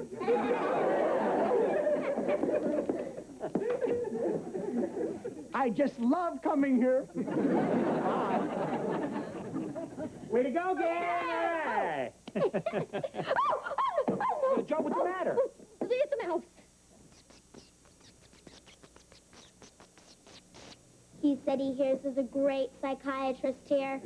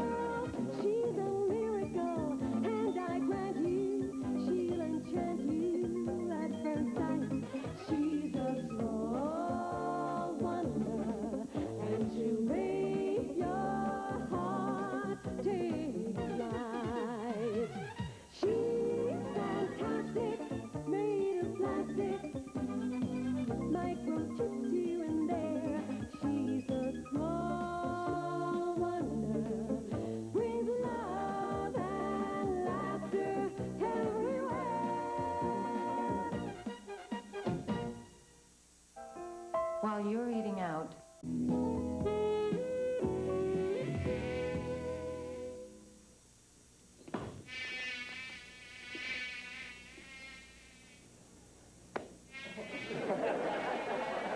Darn fly. Vicky, swat that fly on the end table. Sorry, Mom. Our robot doesn't know her own strength. Come on, Vicky, let's see if we can fix it.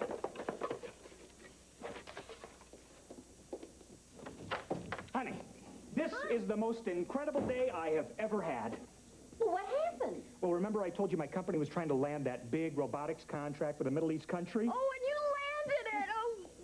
Well, not exactly. But the ruler of the country, the sheikh, is coming to personally discuss the contract, and you know what? Oh, and you're gonna handle it. Well, not exactly. Ted, get to the point. I'm wearing out my pucker. The point is, the sheikh is coming here, to our house. Here? Yeah, he wanted to visit a typical American home, and the company president picked ours. Oh, my gosh. I'm gonna get the sofa cleaner and the rug shampooed. Forget it, honey. He'll be here in an hour. An hour? But, Ted, Honey, thanks for being so understanding. Well, not exactly.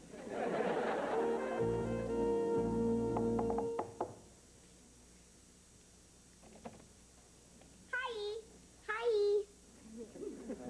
What's going on, Jamie? Why are you making hors d'oeuvres? A sheik from the Middle East is coming to visit us. A sheik? Oh, that's Trey Sheik. I hear those camel jockeys are really rich.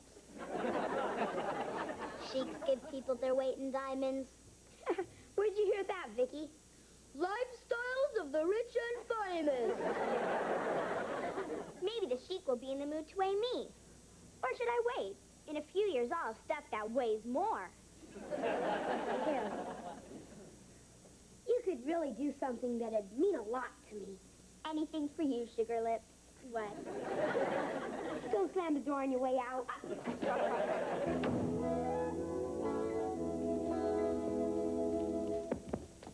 Oh, Ted, I am so nervous. I mean, how do you entertain royalty? I don't know how to act. I'd hate to offend the sheikh in any way. Yeah, me too. If I blow this, I could end up soldering circuit boards in Okinawa. Listen, let's just watch him and do what he does, okay? That's a good idea. And you do the same thing, kids. Sure, Mom. Sure, Mom. I want you to be very polite and attentive. Got it? Polite and attentive. Got it. Okay, that must be him. Let's get ready, everybody. Come on. Here. Here. Okay. Mr. Lawson? Yes. I am Mustafa Akhad. Salam alaikum. Salam alaikum. Salam alaikum. Salam alaikum. Welcome to our humble home, Your Highness. Yes, it is very humble. However, I am not His Royal Highness. I am but his trusted advisor. Allow me to introduce His Royal Highness. Falcon of the 5 deserts, chieftain of the 10 tribes, monarch of the dunes, Sheikh Mohammed Al-Sakir Ibrahim Ahmed Hakir, most exalted ruler of Tabiri.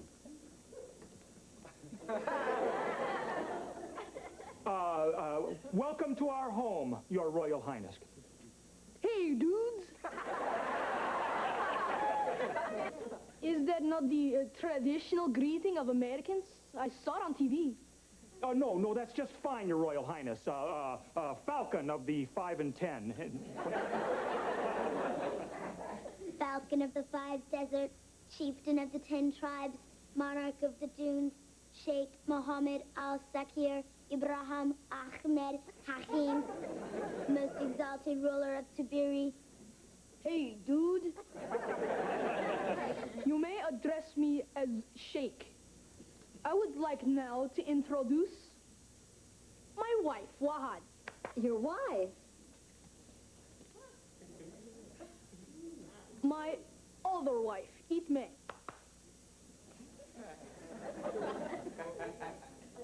And my other wife, Boleta. And of course, the twins, Araba and Hamse. You have 5 wives? He travels light. Isn't he a little young to be married? But of course, these are merely his wives-to-be. He is only 13. You see, in our country, he cannot be married until he comes of age. Why, I thought so. When he is 40. He's already got 5 wives, and I can't even get a date. Your Royal Highness, I would like to introduce my family.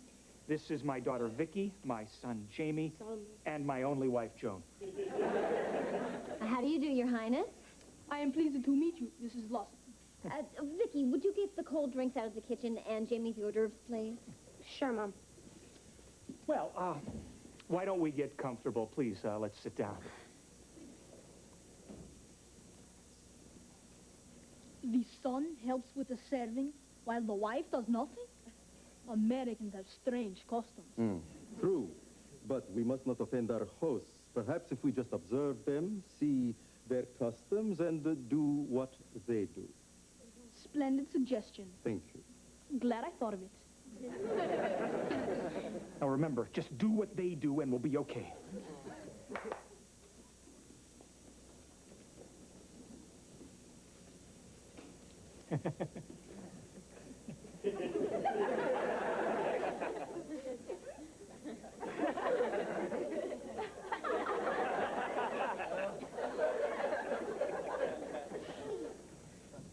I should say, Mr. Lawson, that your eyes must always be lower than the shakes when you are sitting. Oh, certainly.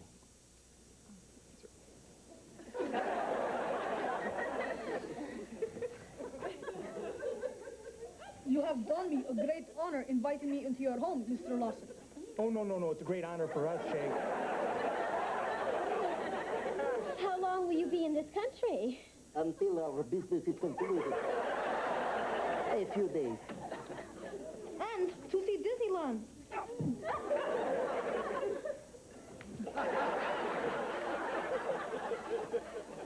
What's going on in here? A slumber party? Whatever happened to sitting on the furniture? Oh, you prefer to sit on the furniture. Excellent suggestion. Glad I thought of it. Dear?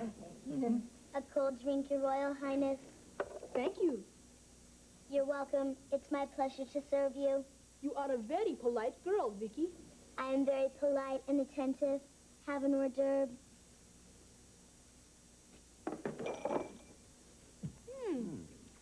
What is this I'm eating?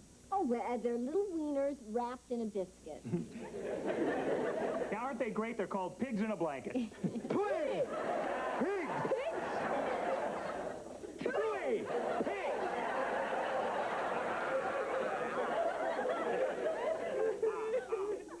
Mr. Lawson, I should explain that pigs in our country are considered unclean and we are forbidden to eat of them. Oh, I see. No, Your Highness. They're not actually made from pigs. That's just a nickname. They're all beef. And kosher. Well. Well, I would like to propose a toast to His Royal Highness. The camel jockey.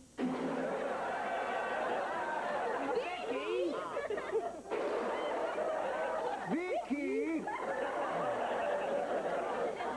Your Royal Highness, I don't know what could have gotten into Vicky. I apologize for her remark. And so you should. His Highness is not a camel jockey. No, of course not. I am the greatest camel jockey.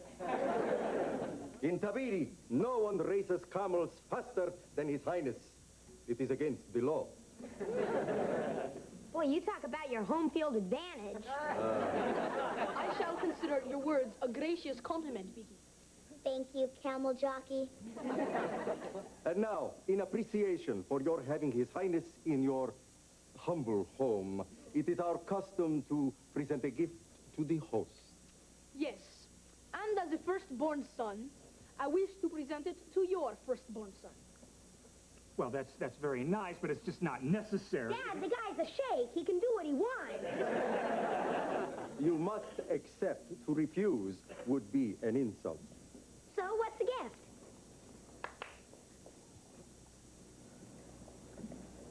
She is your gift. I accept.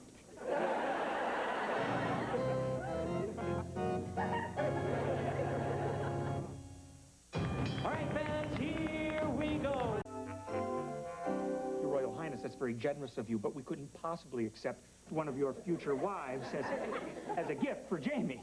Dad, I promise I'll never ask you for another thing. Forget it, Jamie. Mr. Lawson, as I have mentioned, to refuse a gift from His Royal Highness would be an unspeakable insult. Well, I understand that, but a wife for my 13-year-old son is just out of the question. But they are twins. I have a sped.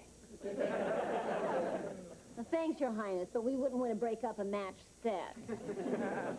In that case, I'm afraid any business dealings with your company are out of the question. Arabo, welcome to the family. Dad.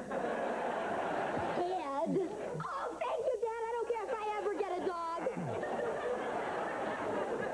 Well, now that that's settled, I'm sure His Royal Highness would like to see the rest of our home. Yes, I would like that. Well, Jamie, while I'm doing a little business with Mustafa, why don't you and Vicky show the sheikh around the house? Come, Your Highness, and we'll show you around the house. We'll start with the kitchen. I bet you've never seen what a microwave does to a ping pong ball. Excuse me, Mrs. Lawson. Mrs. Lawson, I like the sound of that.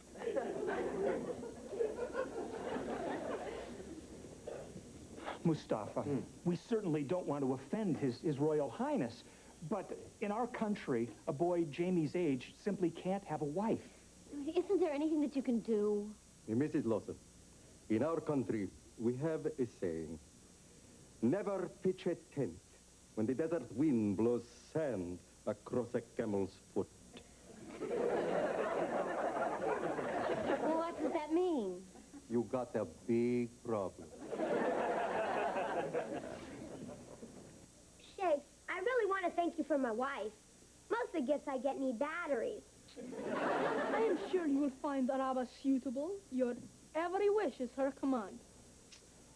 For example, say you have a small hunger, you desire sweet cake. Simply clap your hands and say, sweet cake. Here is your sweet cake, Sheikh. I threw in the milk, Sheikh. Why, thank you, Vicky. Your sister is exceptionally obedient. Obedient? That's her.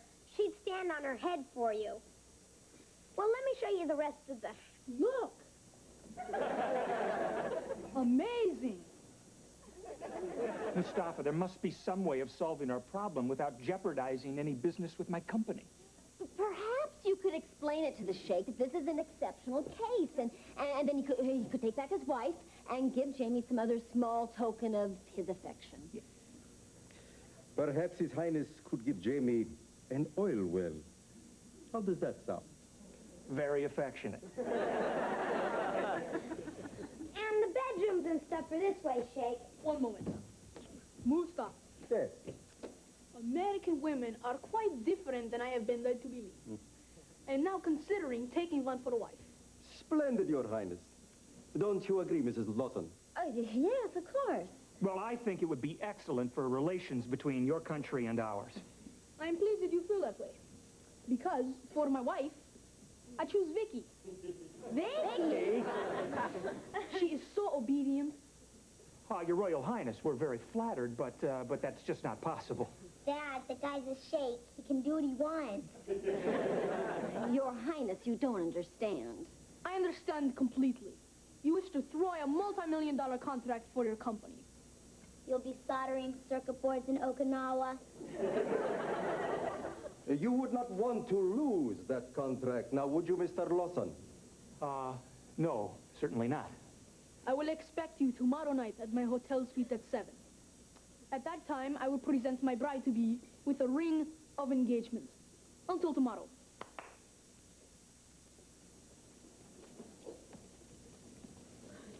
But when do I get my wife? when His Highness gets his. Until tomorrow.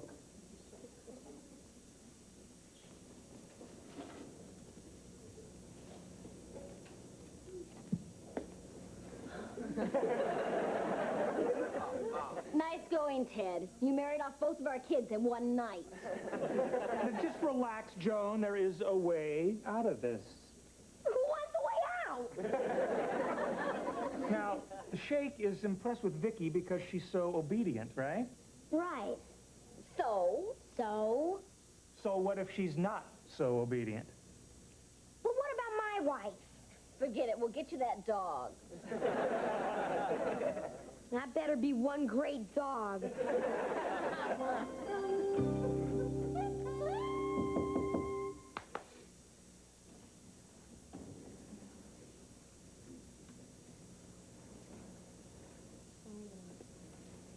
But where is my bride to be? Well, she's right here, Your Royal Highness. Vicky?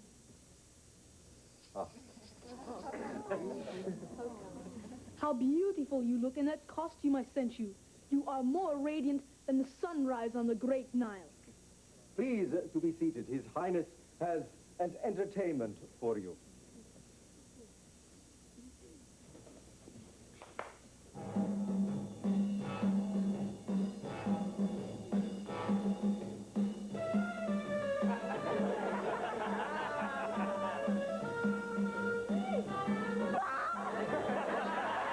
Forget it.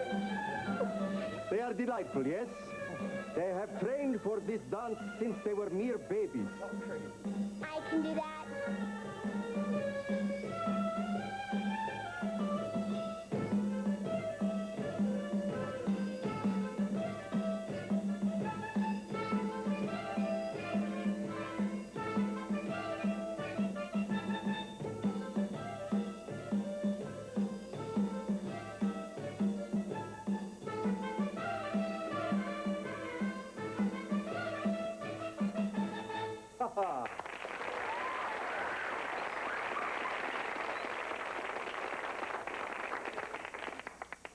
She's not only beautiful and obedient, but talented as well. And now, Vicky, to make our engagement official, I present you with this bauble. Look at the size of that sucker. That's some bauble. You call this piece of Coke bottle a ring? I've seen better rings around a bathtub. I will excuse your outburst this once, Vicky. You may sit next to me and fluff my pillows. Fluff your own pillows, Turkey. Young lady, that is no way to speak to His Royal Highness. Who asked you, Camel Breath? What has happened to her? Vicky, if you are to be my wife, you must do as I say. Fluff my pillows. You clap your hands at me one more time, Buster, and I'll fluff your mouth. Great, I'm starved. This is terrible. I cannot take a wife like this. I would lose the respect of my people and be disgraced. 1,000 pardons, O great lion of the dunes. But if you were to break your word by ending the engagement, you would also be disgraced. Mustafa, maybe there's a way out of this predicament. If we could arrange a simple exchange of gifts, then His Royal Highness wouldn't be disgraced. Like trading Vicky for Jamie's wife, Araba. Can't we make that Vicky for a wife to be named later? You would not be insulted by such an arrangement? Well, normally, yes, but since it's between such good friends... That is very gracious of you. And in the spirit of friendship, the contract with my country is yours. Well, that's great. Thank you. And now, Miss Vicky, since the engagement is off, perhaps you would like to return the ring to His Highness. Are you crazy? Look at the size of this sucker.